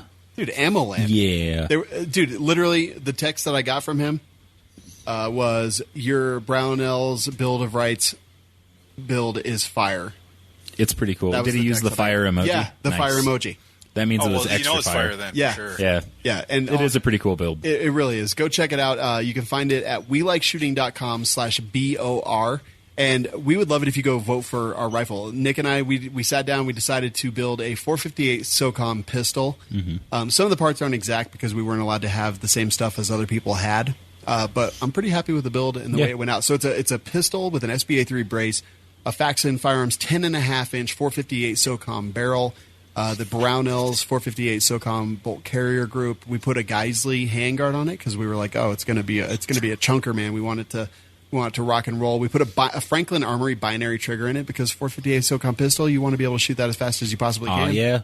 And then we did a Comp M5 by Aimpoint as the optic, which It's basically the perfect brush gun. oh, dude, Got to take them bears down fast, know what I'm saying? yeah, Yeah. that's what's up, right? So, We need to put like a law tactical folder on it as well. I decided today that I'm gonna build that. You should. I'm going to, man. It's pretty hot. It's going to take me a while to save up for that Comp M5, but Oh, God. Yeah, the Comp M5 is so hot. it's like $900. So hot. I mean, you could go with like an Aimpoint Micro or something instead. No, I want to build the ones that we designed. But go check them out. That's welikeshooting.com/BOR, and they've got all kinds of crazy Black Friday deals going on right now. So go check that out. Jen and S said Brownells had the best deal on my G19 Apex trigger, and I think he actually messaged me and we talked about that a little bit. Every time I hear Ken's chant, I was just going through the stuff. Yeah, but Brownells, go check them out. You know we love them. We talk about them all the time. And, there may even be a photoshopped of me on their website wearing a stupid wig like a colonial guy.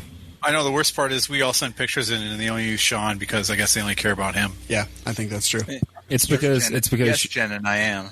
Sean sent bad photos of everybody else and a good photo of himself. I sent a bad picture of myself and good pictures of all you guys. If you only knew the effort that Aaron and I went into in picking out the good pictures of all of us and cutting them out, it was awful. But he also photoshopped Aaron to look skinnier.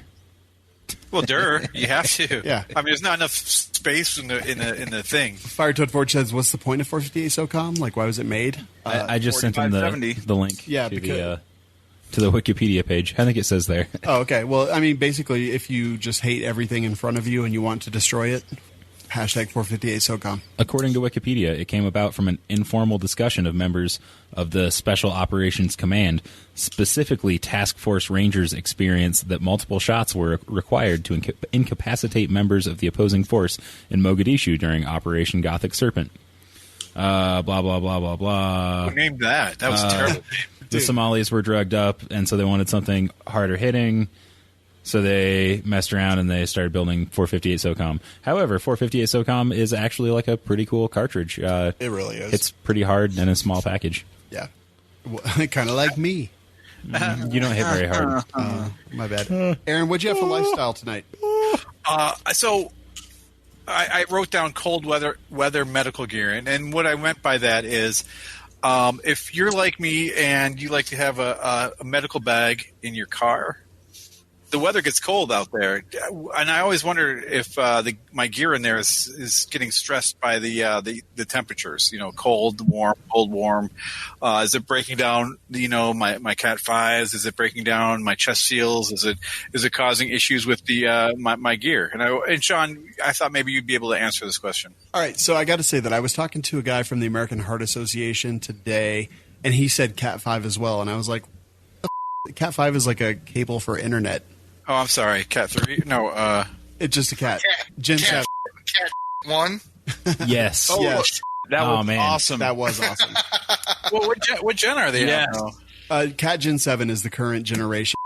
Okay. So I've got 5s in my bag. I guess I'm behind the times. Yeah, I mean, so for the older generations, all you really need to keep in mind is that you've got the double buckle for a leg and the single buckle for an arm. Yeah, so here's the thing, Aaron. When you talk about like a trauma kit, we're talking about, things to handle massive hemorrhage, airway, respiration, circulation, and hypothermia and head injury, right? So clearly the cold, you're going to want a space blanket. But let's start all the way up at the beginning for massive hemorrhage. So the things that we do for massive hemorrhage is we use either tourniquets to stop massive hemorrhage on appendages, or junctional injuries, we're going to use wound packing. So wound packing is just gauze, and if we have hemostatically infused gauze, like combat gauze or something like that, it's not really going to be affected by the cold, because even if the chemical is rendered inert by the cold, it's still gauze.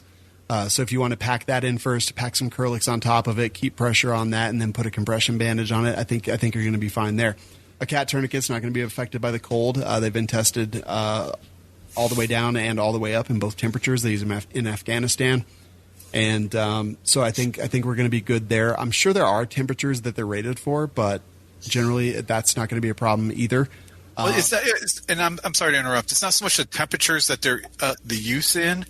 It's I keep them in my vehicle, so it's exposed to extreme temperatures for long periods of time, and I wondered if that would be damaging to the gear. If you're worried about that, the only thing I would worry about with a cat tourniquet is going to be that polymer buckle. And if you're worried about that, honestly, go get a soft T, because the newer generation of the soft T has metal buckles, metal clamps, and everything like that.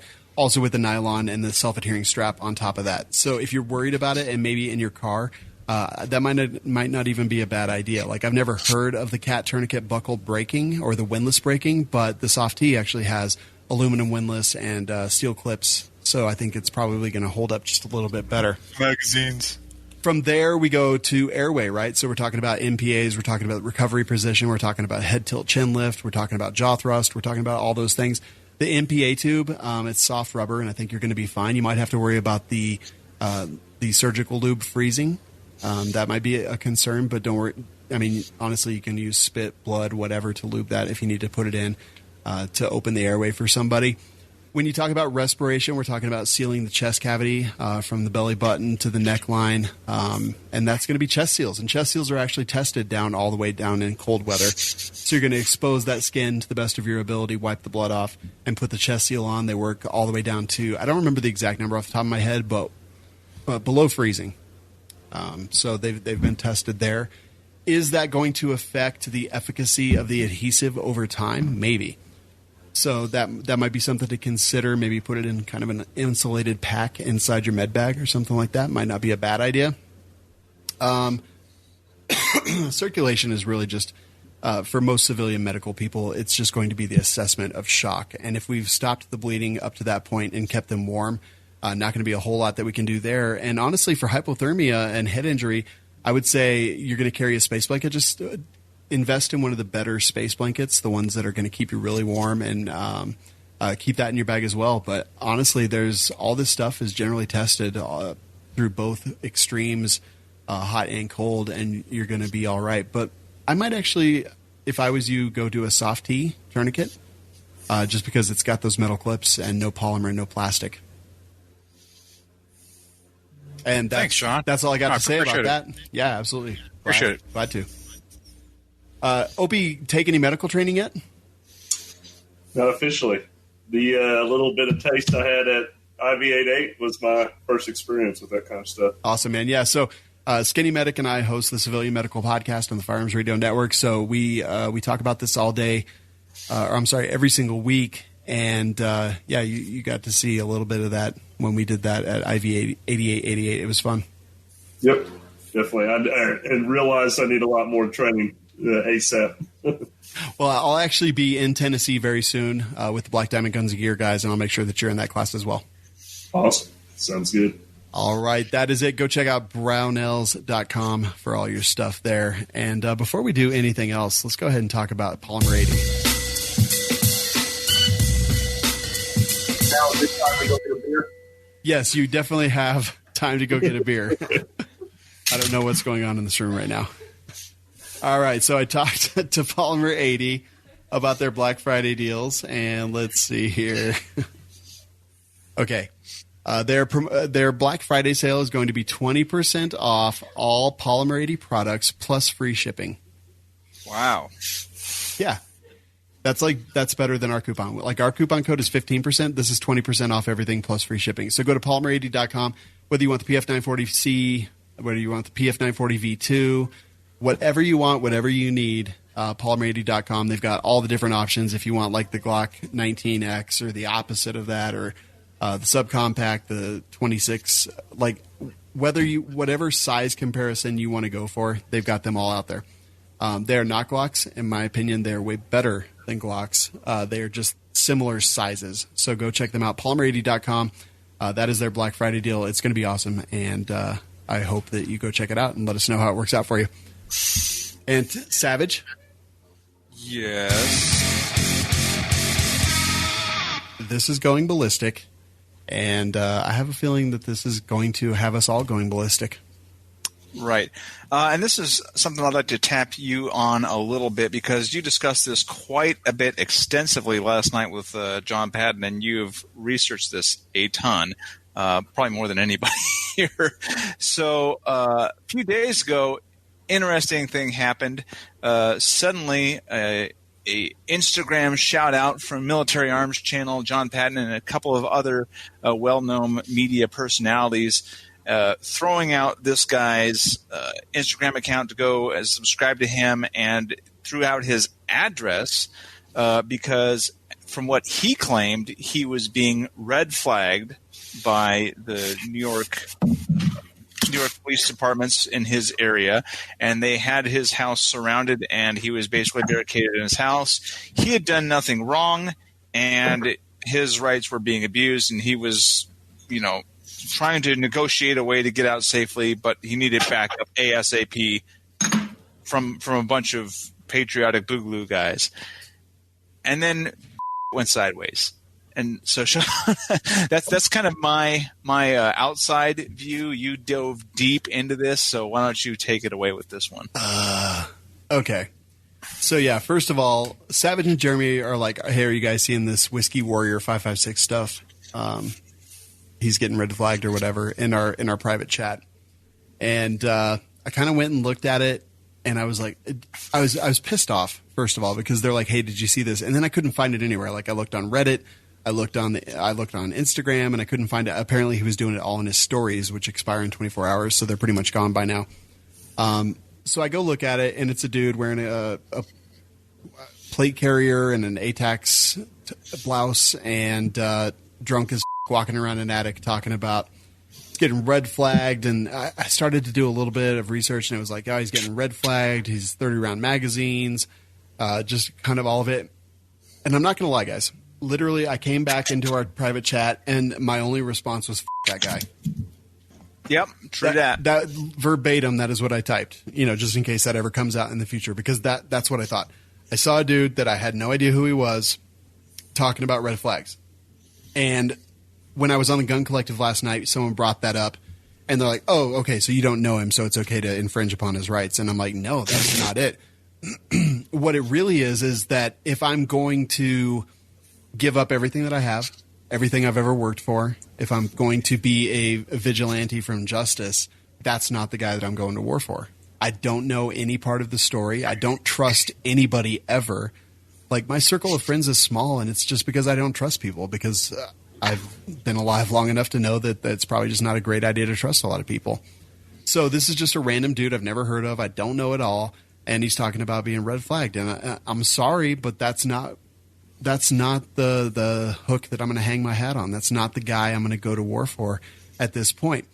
And honestly, like, I didn't even agree with the Bundy Ranch thing. I'm like, okay, you broke the law, dude. Like, you got to pay the repercussions. No, they didn't. Bundy Ranch got proven that the government was in the wrong. At the time. But there was a little bit more data out there, right? Like, there was like, okay, this is kind of what happened. There was at least two parts of the story coming from A, the government, and B, the ranchers that were available. And even if I didn't necessarily agree that that was the one to go to war for, like, I understand that one a little more. Not just some random dude that I've never heard of at all. I mean, how many thousands of live videos how many millions of live videos go out on Instagram every day, or Facebook Live, or something else like that? I don't trust every single one of them, and I'm not willing to give up everything I've ever worked for just based on the incoherent ramblings of a drunk guy. Like, dude, if I want to listen to incoherent ramblings of a drunk guy, I'm going to go listen to We Like Shooting. So that's the thing. So that's the thing. That's what I saw. I checked on it a couple times. I saw like Tim from Military Arms Channel, John Patton, Mr. Guns and Gear. I saw all those guys talking about it. And I don't know, man. Something like hit me as wrong. And I'm like, I just said that guy, and I went back to playing Call of Duty, which may or may not say a lot about me. I don't know. I'm not 100% sure. It turned out I was right this time, but what if I was wrong? Like, I thought about that, and I had to be like, dude, if I'm wrong, then I'll have to make up for it. It turns out that maybe I was, maybe I wasn't. We still have no information whatsoever, right? Like, we do not have any information at all. We've got a statement from the local sheriff's department. We've got several people talking about it. I know Donut Operator, popular commentator, reached out to some of his law enforcement friends and kind of found stuff that corroborated some of the other stories. And so I woke up this morning early, and I started digging in because I was like, all right, things have seemed to have calmed down just a little bit. Let me take a look and see kind of what's going on. So I did some digging. I went through like every single thing I could find. I read every comment on every thread, sometimes being hundreds of threads, just trying to make some sense of it. And I came back to the guys, Savage, Aaron, Jerambe, and Nick. And at one point I was like, this is what I think happens. I think honestly, like he was doing some shady. There's some domestic issues with his wife or soon to be ex-wife. And I think that he was kind of calling in the troops for something that wasn't right. And then dude, after you did that. Yeah. Like, it was like literally 8 seconds later, Savage posts a link, and I've got it all saved. Let me actually show you right here. What it said was, and again, I'm not saying that I trust anything that anybody is saying at this point. I have no information besides what everyone else has. Here it is. It was a post on Reddit, or a comment on Reddit. It said, I know the student and his wife personally. He was being arrested for violating a restraining order his wife had on him from months ago. He broke into his in-laws' house where his wife has been living earlier yesterday. And months ago, he got all his guns taken away because he was arrested for threatening his wife and baby with them and not letting them leave the house. He's not a hero. He's an abusive. He needs mental help. Again, and it linked to a story. Yeah, it linked to a story. But I think that story was actually...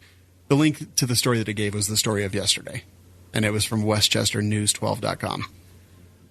So I did that, and I read a bunch of stuff, and let's see, gun grabbing memes for the tactical scene. I thought they did a really good job of covering this, and I know it's a meme page, but like they kind of started out, they were like, hey, and they've been doing some really good work with hashtag Hong Kong Bing Bong, where they're sending medical stuff to some patriots in Hong Kong.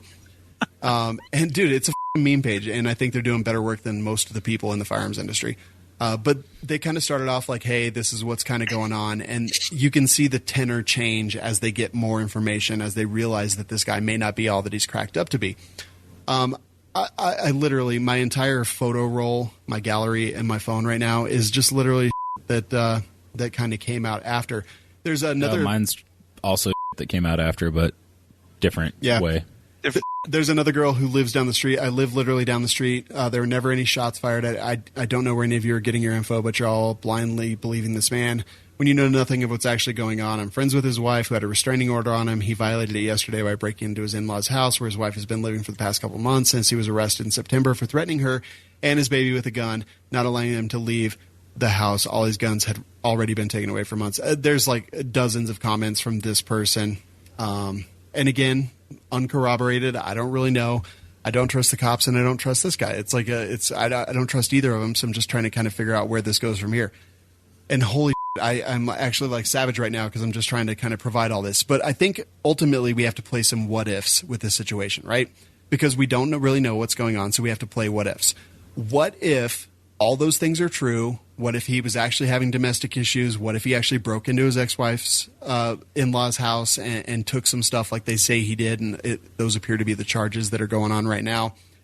And what if he goes up into his attic, gets drunk, and calls for the boogaloo because he's wearing a plate carrier and an ATAX top?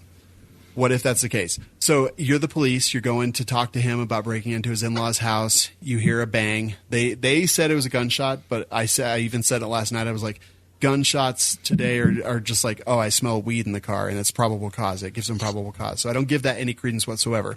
But you've got a guy who's acting erratically. They said he showed up at the door, he acted erratically, went in, barricaded himself in the house. So what do? Two uniformed cops are not going to walk up to the door and be like, yo, bro, come out. Let's talk. Let's do this. They're going to mobilize SWAT. That's going to be their SOP. They're going to mobilize SWAT. They're going to mobilize negotiators. They're going to bring people in. He was talking about an APC in redcoats. It looked like a bearcat from the picture. It was pretty tough to see, but it looked like a bearcat. And this brings us to like mobilization and militarization of police forces, which is probably a topic for another day. But that's what they're going to do. They're going to evacuate the houses around it. They're going to prepare for a standoff. They don't know what he has. They just know erratic dude probably committed these crimes. They're going to talk to him, and now it's all blown up. If we follow that just a little bit, sorry, Savage, I'll shut the up in a minute. If we follow all that, and he's guilty of these things, and he's calling for people out there to come help, and he says, I want a peaceful resolution, and in the next breath he says, I told the negotiator if I can't get it in writing that I'm not going to do jail time, there will be blood. Okay, great. If he's guilty of all these things, and he's calling for the boogaloo, and he's calling people in, and he wants help. The help that he wants is to go resist the police force, whatever that means, right? That means resist the police force. That means Civil War II. It means the boogaloo, the big igloo, the big luau, the schism.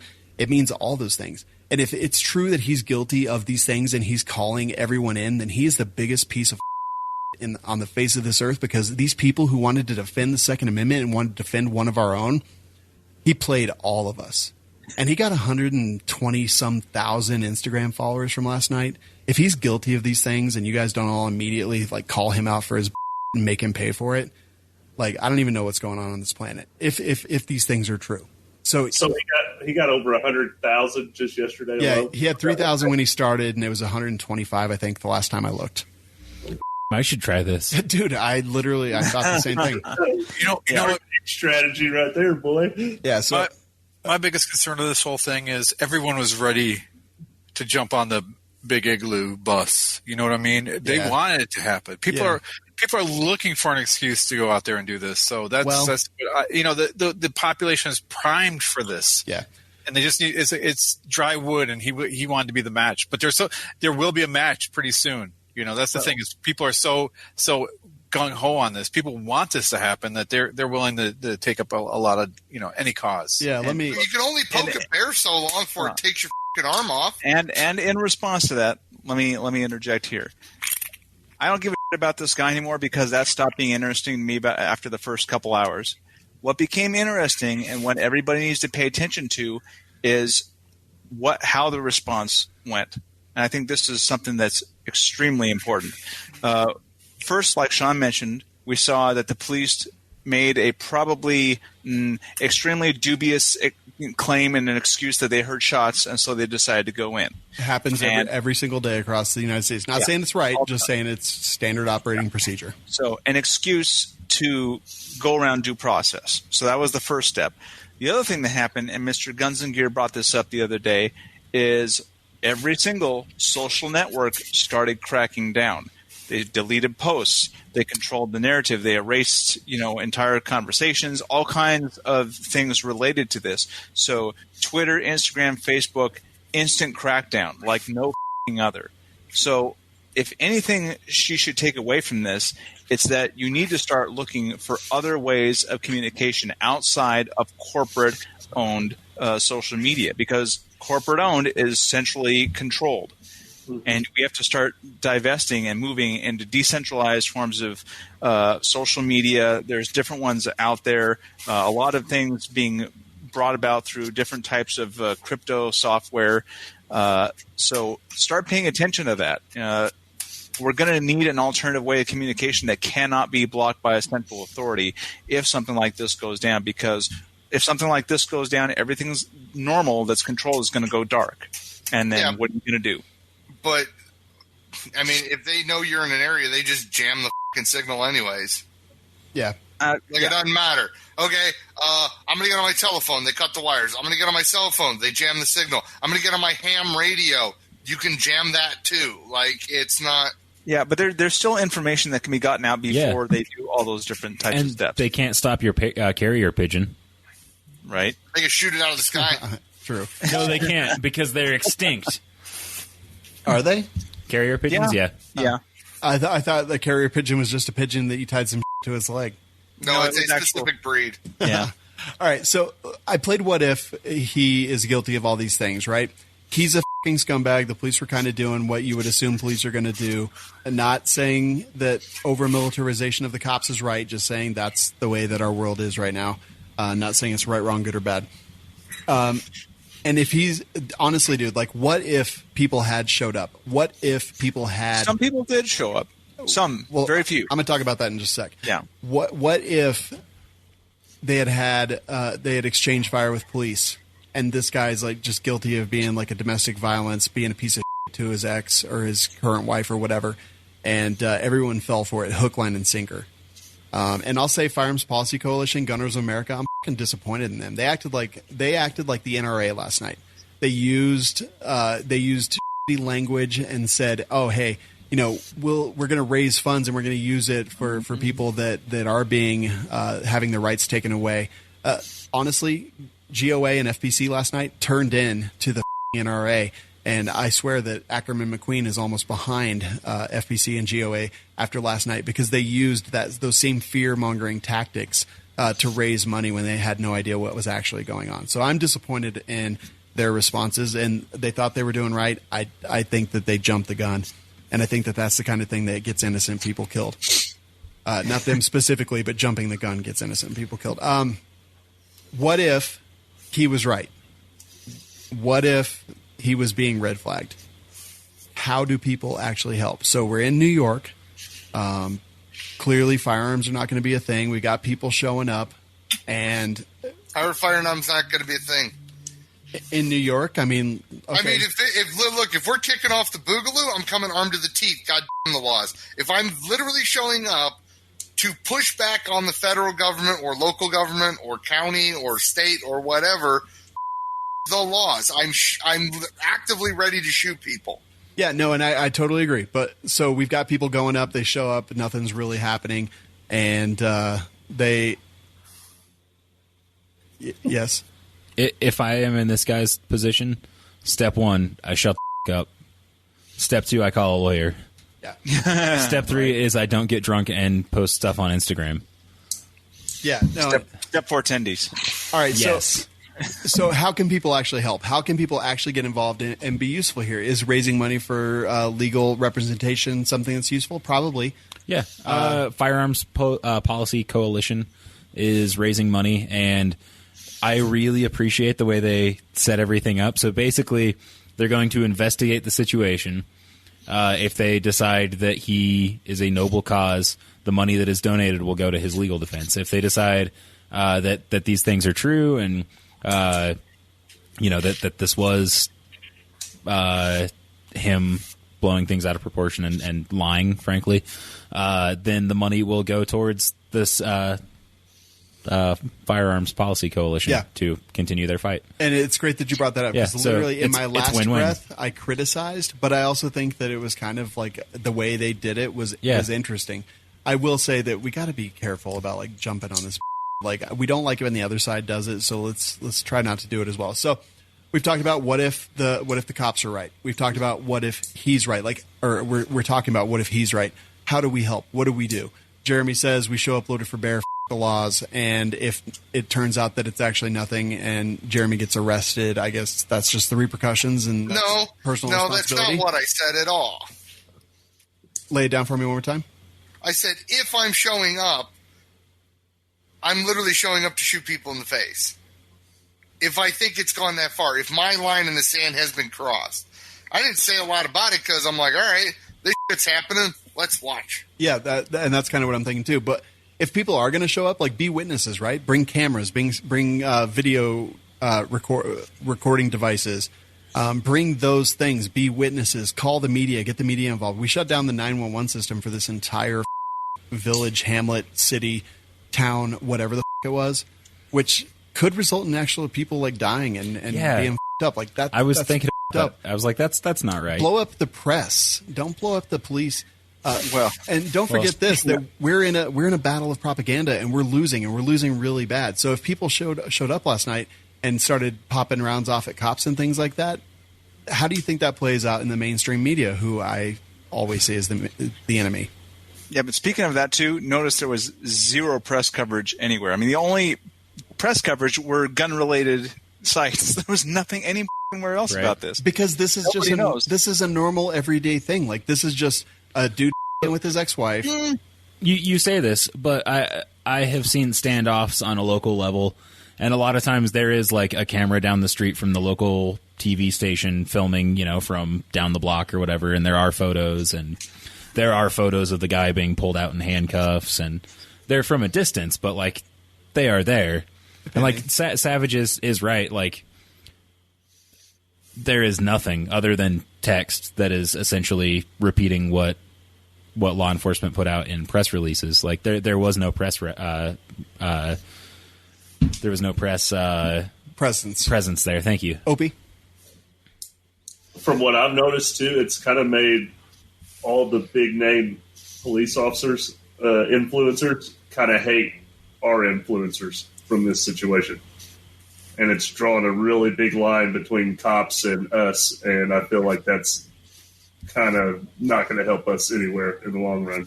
Look, if it comes down to red flag laws and if it comes down to unconstitutional laws and it's full-on gun confiscation, they made semi-automatic rifles illegal.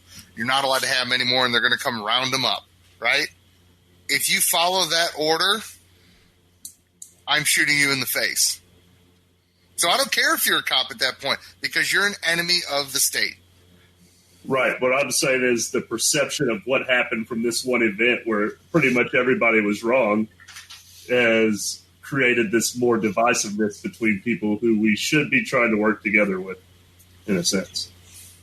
Because a lot of the police officers I know personally say they won't enforce these unconstitutional things. Same. Yeah, but then at the same time, there's a lot of these cops out there. I mean, granted, there's a lot of great cops, but there's also a lot of cops that I was just following orders at the Nuremberg trial. I mean, we don't need those kind of cops. No, I agree. Savage loses. He brought up the Nazis. I brought up the trials. I think this guy's going to hang himself in prison, and by hang himself in prison, I mean the Clintons are going to do it.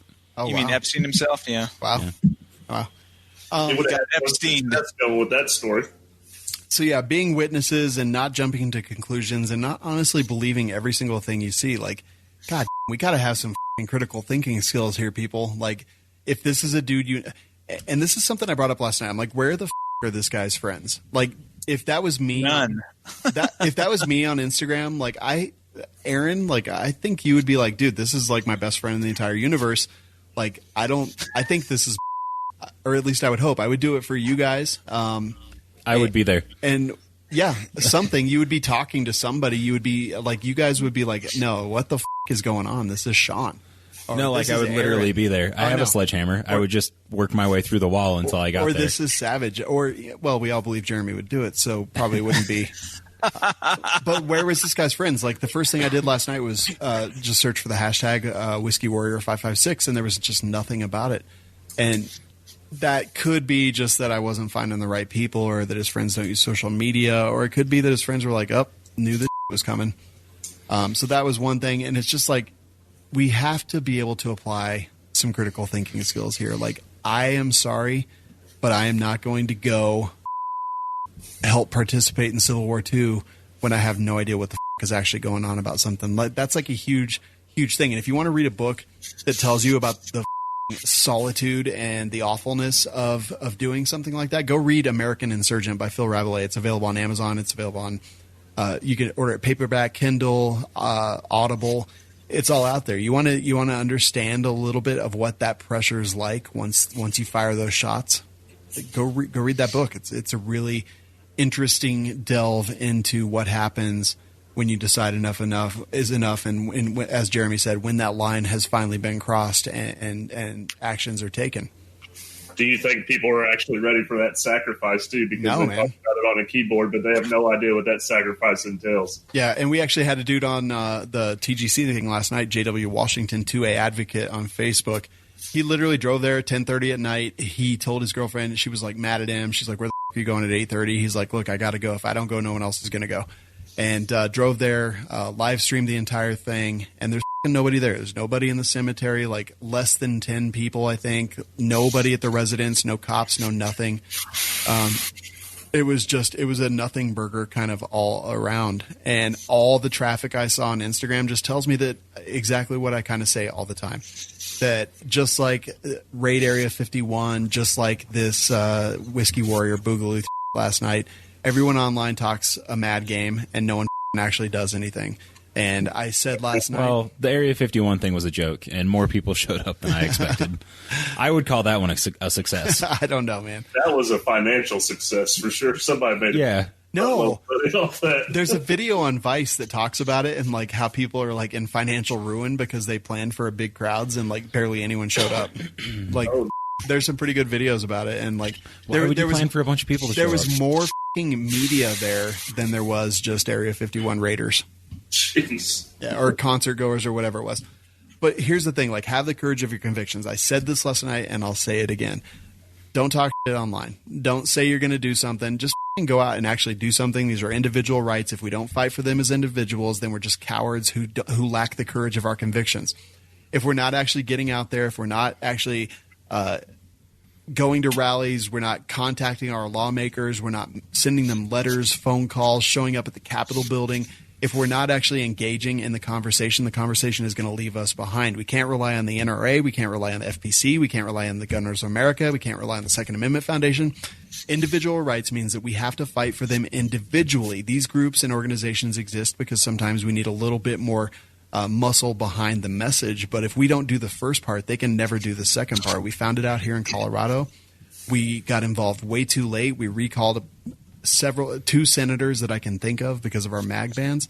But the problem is that we didn't get involved up front. We didn't do enough up front. And now 6 years later, we're still dealing with the repercussions of our failures. And I don't know, man. This is too much to unpack. Like for me, even mentally at this point, I'm just trying to make sense of it all in my head. And I have nothing else to say. You guys take the floor. He definitely took advantage of a on the brink situation. Yeah, I agree. Savage, what do you kind of lay it down for us? Where do you come in on this? People think that it's going to start off like that. And if there's anything we can take away from events that are going around the world, it takes time to build steam. You look at Hong Kong, you look at Venezuela, a number of South American countries that have been slowly, turning over and going crazy. These things take time. And if you jump on, on this flash in the pan thing that happens right away, you could be betting on the wrong horse. And, there might not be a whole lot of people there to support you in the case that you do make a wrong decision. And maybe they shouldn't support you if you make a wrong decision. So, watch what happens in these other countries, because that's what's going to happen. And we'll be able to respond better because look at us. We are better prepared. We have a Second Amendment. We can actually do something about it. Places like Hong Kong, they're out there with bows and arrows. And they're still at the mercy of the government. So I think once it comes to something like that, things will start rocking and rolling and things will change a lot faster. But don't try and be that guy that's trying to kick things off, because we don't want to kick things off. There should not be a civil war in the United States again. We should not be trying to make that happen. We should be doing everything we can to prevent that from happening, because civil war is no f***ing joke. I don't want us to wake up and look like Hong Kong or Venezuela or any of those other countries that are just getting f***ed up right now. I want the best for all of us, and everybody should want that. So let's not try and beat at each other's throats, Jerambe, what are your thoughts on this whole thing? I think every civilization is going to hit the reset button eventually. I think it's no great civilization has ever stood the test of time, and all civilizations have built up and crumbled. And it's inevitable. It might not happen for another 100 years or another 200 years, but eventually it's going to happen. We're going to get so far away from the what America was supposed to be that, and the more government, and it happens everywhere. You get more government, so you tear it down and start over, and it's inevitable. It's human greed, human corruption, an elite class that the rules don't apply to, and we staved it off in this country for 200 years, and now we're getting to the point where a Instagram post can damn near kick off a civil war, because people are seeing it and tired of it, and the catalyst is there. It just takes a strike of a match. Opie, final thoughts or any thoughts on this whole thing? It's a tough one, man, being that, majority of us are all thin blue line supporters 99.9% of the time, but there's that one chance that they could break their oath and then they immediately become the enemy. So you just hope that the ones aren't the ones that are willing to break that oath. And I think this dude's an absolute douche for doing this to the community. I think it's kind of put us 10 steps back instead of anything forward at all. And I think we've got a lot of work to get back to just where we were 3 days ago before this happened. And Nick, why don't you finish us off on this? Why? I feel like everybody's really covered it pretty well. I also feel like we're getting into territory where I'm going to spout unpopular opinions and get in trouble. So. I mean, go ahead, dude. I literally got on the Gun Collective last night. Most of the other content creators out there didn't want to get on, and I was what? Here we go. I haven't gotten any good hate mail in a while, so I think Savage is wrong. I am in a position and at a point where I'm kind of ready for to burn down. I think that we are not quite, but in the not too distant future, we'll be in a situation where perhaps things have gone too far and it's too late to save them. And I think it's easier to rebuild things if you burn them down first. Finish us off. Will you finish me? Yes, I will finish you with my words. So yeah, I looked at this and I was like, I think the way that this guy's going about this is really dumb. I don't know all of the facts. I actually had this conversation with my partner, Tyler, as I was watching all of this stuff unfold. And I was like, I think this guy's an idiot. I think he's a moron. But at the same time, I would not be super upset if something came of this. I don't know. I think we're getting pushed more and more and more, and eventually there will be a spark. And, yeah, we'll see. But I certainly don't want people to get hurt, of course. I'm not saying that people should go out and hurt anyone. However, I think there is a time when action needs to be taken. And maybe we're not there yet, but I think that time is coming.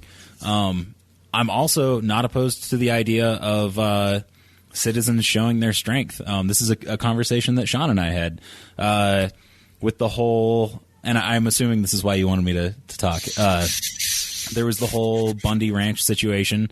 Again, I did not agree with that guy. I didn't really agree with that situation. However, there was a time when all of that was going on and the federal government came in and they were taking actions that a lot of people disagreed with. and armed citizens showed up and no violence took place, and no shots were fired. However, these armed citizens were able to get the federal government to back down and leave. And as a result, this guy was able to keep his cattle a little longer. And when stuff like that happens, I'm all right with it. I think it's good for citizens to show the government that they work for us. Yeah, that we have a little more strength than they sometimes realize. While I may not agree with the cause, and I may not agree with what's going on, I can appreciate that. At least I think the federal government needs to be kept humble. Yeah, I can agree very much with you there. Yeah, so I was pretty bummed out to find out that there weren't people gathering at the cemetery like they were talking about, and I was hoping that they would gather and march. Not that there would be violence, but if 75 armed people showed up at this site, I suspect the police would probably back down and leave because they wouldn't want an armed conflict in a neighborhood. Yeah, again, I of course don't want unnecessary violence, but I do think it's good for the government to be put in their place. So yeah, it's I don't care about your cause. I'm just here for the violence. I mean, I feel like you're kind of. I'm here for the show of strength, but not violence. I'm here for people being like, oh yeah, we have 2 more nukes than you do. Nick's the walk softly and carry a big stick kind of guy. Yeah, so I think there are some good things that potentially could have come from this situation, even though it was a bad situation, that did not come from this situation. Yeah. All right. Good stuff. Just think if we had technicals. Right? If only. I have part of a technical. I want to buy a Toyota. Yeah. There's a reason they stopped importing the Hilux. All right. Good stuff, guys. I think, honestly, good stuff all around, and hopefully something for you guys out there to think about. I think that's the key here. Mexico already proved you could fight the Yeah, honestly, we talked about it on the show. Yeah, they overtook the government. They made the president and the entire government back down. And maybe we'll get there. I don't think this is the dude to do it over. No, I don't think that it is. But the day I get to have Batman 3 style trials for communists in an old courthouse is the day I'm going to be very happy. All right, that's fair. Savage, what's the last story you want to take on? I get to choose one or the other. Okay, no, do both. I'm sorry, I just realized there was 2 more. Well, I'll zip through them, but everybody get ready to drink because this is another Washington story. What? So, what? Yeah, so following all the other that they passed with 1639 and that we're trying to repeal, so if you haven't gone out there and signed I-1094 to repeal 1639, go out to your local gun store and do it now ASAP in Washington State. But after all that, now Democrats in the state are proposing an extension of gun-free zones to include child care centers and other areas, as well as banning high-capacity magazines and creating a licensing system for ammunition sellers. Now, these are just right now legislation that is being proposed. It hasn't been introduced yet, but with the Democratic majority in the government right now in our state, God, it could go sideways. So I'm really looking towards the Supreme Court come December 2nd to see where the they're going with these cases, because when we're in these blue states that are predominantly blue, they're going to push for gun control as hard as they can right now. I'm just waiting for RBG to kick it. Well, that's the other part of this is that she's been in and out of the hospital the last couple of days. She's been in there quite often over this last year, and don't wish ill on anybody. I don't want her to be harmed. I don't want her to die. But it's one of those things where, I know it's nobody on their side is a fan of Trump. I'm not a fan of Trump, and her retiring would basically allow Trump to put in another conservative judge who would be pro Second Amendment, which I'd be for. But it's a complicated situation. I don't want her to die. I don't want her to be sick. But I don't know where to go from there. It's time for her to retire. Why don't we say that? It is definitely time for her to retire from life. Right. Yes. And you said this was aimed at childcare places? Yeah, more or less. Interesting. We have the daycare we take our son to. They have a no gun sign on the door, and I've convinced them all to come to the range and train with us. Nice. So that they can protect our kids. Yeah, that's awesome. And if you want to write some letters to people, contact the Washington Alliance for Gun Responsibility, because they're the that are pushing every single one of these bills, and they need to know that we do not approve of that. So going back to the Supreme Court, so a couple of weeks, either last week or the week before, there was a case regarding the PLCAA against Remington from the Sandy Hook families, I believe, and the Remington was fighting to avoid discovery, and the Supreme Court refused to see that, so they allowed discovery to go through the lower courts, and that's going to get seen. However, this other case now is Daniel versus Armslist. So Armslist, obviously everybody know, is an online website that allows people to publish ads for guns for sale. So somebody advertised a gun for sale on Armslist. A guy who is an illegal person and not able to purchase firearms purchased one privately and went and killed some people. This person related to this Yasmin Daniel. And so she decided to sue Armslist. Well, the court turned down a chance to review the scope of Section 230 of the Communications Decency Act, which grants websites broad immunity from liability for user-posted content. So it's a good thing. It's a good protection. It's kind of like the PLCAA. Basically, it says that they're like a service. They're not a publisher, and that the users are actually publishing their own content, and the Armslist is just facilitating the use of their platform, so they don't necessarily control things that go up, and it would be more or less impossible for them to try and control for every illegal act that happens on any website. So that's why this Section 230 of the Communications and Decency Act exists, because it's really impossible to expect any kind of website that does this kind of service to allow for that kind of control. So that got struck down. So that case is now not going to go forward anymore. And I think it's a good thing, because if they were able to go forward with that, every single state and national, basically, gun listing site could be taken down. Well, and it's not just that. Like the Protection for Lawful Commerce in Arms Act, exists to protect us from exactly that. But don't forget, this is a slippery slope. If the PLCAA goes away and they're suing Armslist because someone posted a gun on there and then sold it to somebody illegally. Well, this isn't PLCAA. This is different. Is it not? No, it's not. The PLCAA is for manufacturers. This is for web-based communications. This is 230. Decent. Yeah. Okay. Okay, I see. This is a Washington-specific one, correct? No, this one's not. Wait, which one is this in the list? The third one. It literally says PLCAA protection stand. Similar to PLC. Actually, that's my mistake. I shouldn't have put PLCAA. It's a MacGuffin. That's my bad. All right, so it's a MacGuffin. So Section 230 of the Communications Decency Act. And think of how that goes. What's next? Reddit gets taken down because people are anti-Semites or racist or Nazis or something like that. That is a very slippery slope that we need to very, very much watch out for. It's not just guns.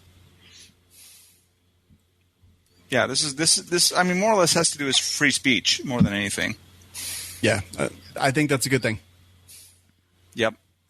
I mean, again, unfortunate to what happened to this girl and her family, but it's not related. It sucks. All right, that'll do it for the news. Let's go ahead and move in to the review section, brought to you by SDI, the Sonoran Desert Institute. SDI.edu is the place that you can go to find out more, and go check them out if you want to learn more about guns, being a gunsmith, the firearms business, just in general. SDI.edu, and let them know that We Like Shooting sent you. It's positively Pozderac.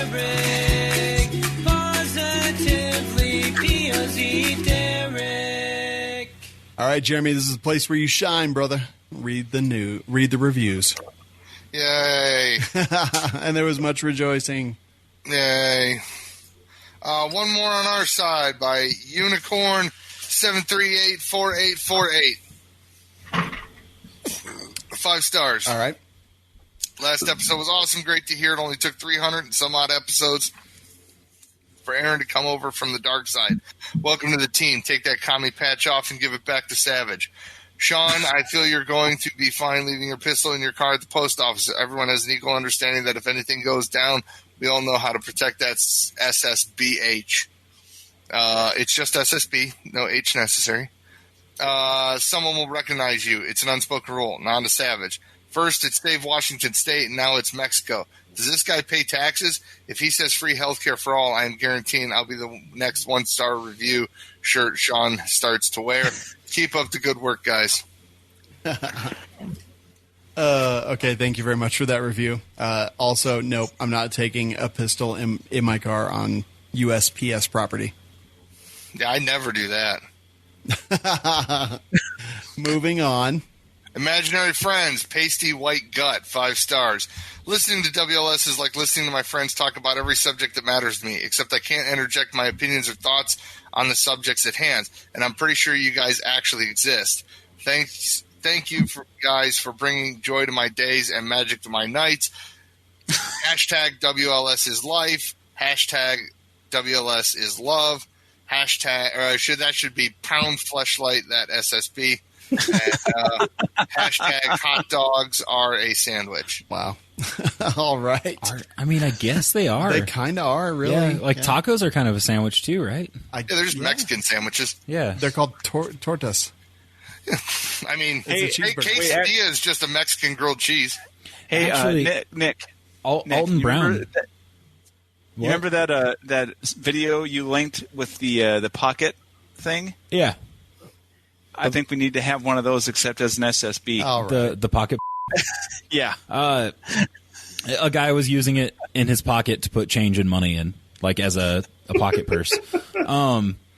Alton Brown actually did an episode of Good Eats, like the old Good Eats, where he made sandwiches, but then he made tacos instead and made an argument about how tacos were sandwiches. I like that. I like that a lot.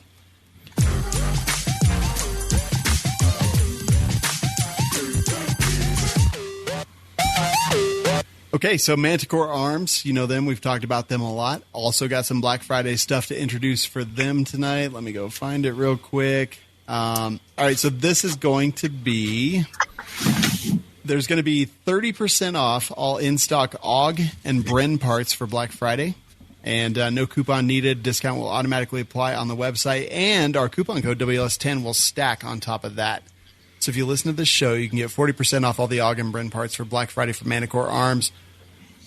While you're at it, pick up some muzzle devices, some transformer rails, whatever it is. ManticoreArms.com is the place that you can do that. And it's time to talk about giveaways real quick. WeLikeShooting.com/giveaways where you can do this. We have giveaways going on from Kenos Tactical Group, Black Rhino Concealment, Stugnut Customs, Blue Alpha Gear, Patriot Patch Company, all at WeLikeShooting.com/giveaway. And we will be... I don't know. Did Aaron update this? Like, how do we know? Look at the previous one. He left. Yeah, I was about to say he left, didn't he? Yeah, he left. Let's see. I mean, probably not because he's Captain Half-Ass. He updated half of it. Wait, what? And he was Because giving he said he was fast, so he of the updated show. it. No, he's Captain Half-Ass. We all know this. I know this. Also, no, he didn't do it. Did you guys know that Alton Brown is a gun guy? No. One more reason to watch Good Eats. All right. I don't know who Alton Brown is. Well, you should, Savage. You should. Shame on you. So we're going to do the giveaway next week. WeLikeShooting.com/giveaway. And last but not least, Bowers Group. Go check them out. Suppressors, silencers, whatever you want to call them. Now that I am getting a leather jacket and some chaps for my motorcycle with my SOT, we'll have lots of content coming up from Bowers Group as well. And honestly, if you're looking for a suppressor, just call Tom, and whether it's a Bowers Group can or someone else, like tell him what your use case is. He'll tell you who the best company is. He's actually done it to us, and he's like, yeah, go get this can from this company because that's the best one for what you want to use it for. And I think that's pretty huge. So BowersGroup.com, coupon code WLS saves you money on that as well. You can go visit Love WLS. There's 4 things you can do there. 1, Patreon was getting crazy on gun stuff, so we decided to start our own, and we decided to start a cult. This is the logo for the gun cult. Let me go ahead and zoom in there. That's the gun cult logo. You could join the cult and support the show if you think it's worth $1 a week. There's options for that. You get awesome prizes, patches, stickers, magnets, challenge coins, all kinds of stuff available there. You can find our Rooftop Rewards program. You share links to the show, get points for that. Those points turn into swag. That's all there. You can find our advertisers, links to their links to their websites and their coupon codes. And also, we like shooting swag, like this shirt that I'm wearing right now, which is the Eat, Drink, Fight shirt. Are you wearing a WLS shirt? No. Oh, wow. Just a shirt. Looks like just me tonight, but I did wear my WLS hoodie. Oh, yeah. Yeah, it's Latin, so it's... Oh, God. That's fine. This is fine. Yeah, it's Mandicar Podum Pugna Fornicor. It's Eat, Drink, Fight. That's the first time I'm seeing that. That's awesome. Yeah. It's awesome. It's the Eyeless Men. This was the precursor to the cult. So all that available, lovewls.com. I'm going to have to get one of those. It makes me laugh every time I wear it. Join a gun-related advocacy group, whether it's a FPC, GOA, SAF. Like, look, I talked earlier about individual rights. I'm not going to go over it again, but if we're not fighting individually, we can't expect them to do the job for us. So join them, help them, give them the money that you can afford to do it, but also get involved individually. We always give out the suicide prevention line. That number is 1-800-273-8255. That's 1-800-273-TALK. Or you can text the number 741-741. And if you're in crisis, if you're having some trouble, maybe call that number, and they will be able to point you in the right direction and give you some help, give you the help that you need, and it's worth it. If you're in crisis, call that number. Don't get drunk and get on Instagram. I was literally, I was going to say that. I decided against it, and then I got it. You killed it. You got it. Hey, I've got the hate mail. It's good. It's good. Yeah. Opie and the Smokies, man, it's been great to hang out with you, dude. Yeah, I had a great time. Thank you for having me on. Absolutely. Remind everyone one more time where they can find everything that you do and subscribe and all that stuff. So opieandthesmokies.com is where we sell our products, our YouTube channel, Opie and the Smokies, and then our best channel that we do the most stuff on is Facebook. So just Opie and the Smokies on Facebook. All right. Fantastic, man. Thanks for being here, guys. If you're listening out there, we're live here every week, Monday and Wednesday nights on demand every single day. Go to welikeshooting.com/show to subscribe. And, happy Thanksgiving, everyone. We'll talk Wednesday. We'll talk more about Thanksgiving on our Wednesday show. But as we always say, thanks for listening. Get some medical training and shoot straight. But also, Epstein didn't kill himself. I guess we're still doing that one. All right. But also, don't red flag me, bro. Yeah, please don't red flag us. Oh, please don't. Catholic Fundamentalist says, don't get drunk and run a podcast. Hey, I don't need that. I don't need that kind of fucking negativity in my life. My response is no. That's fine. That's okay to do. 5 potato shirt. Oh, this. I am wearing my ring. No, it's this. It's 5 potatoes. They kind of do look like potatoes. Yeah, they actually do. All right. Oh, shit. Sorry, Nick. Once you see it. Also, don't forget about the beautiful ring. The cult ring. Hold on. Yeah. Wait, are you not wearing yours? No. Yeah. Got to get that ring. God, what do we name this one? I don't know. Hate mail. Sure, hate mail. Yep. Oh, also get your ham radio license. I remember my first hate mail. I was so sad. And then I was like, you know what? Somebody took the time to sit down and write this letter because they were so affected by what I said. And it was great. It was like the highlight of my day. Dude, I actually remember that. Yeah, it was amazing. You were kind of butthurt at first, and then you were like, For like 20 minutes, I was like, some stranger. Yeah. Oh, God, it's so awesome. All right. Love you all. We'll talk to you next week. Shawn loves all of you. No. Stop it. Did you think that show was worth $1? Help the cast by visiting lovewls.com.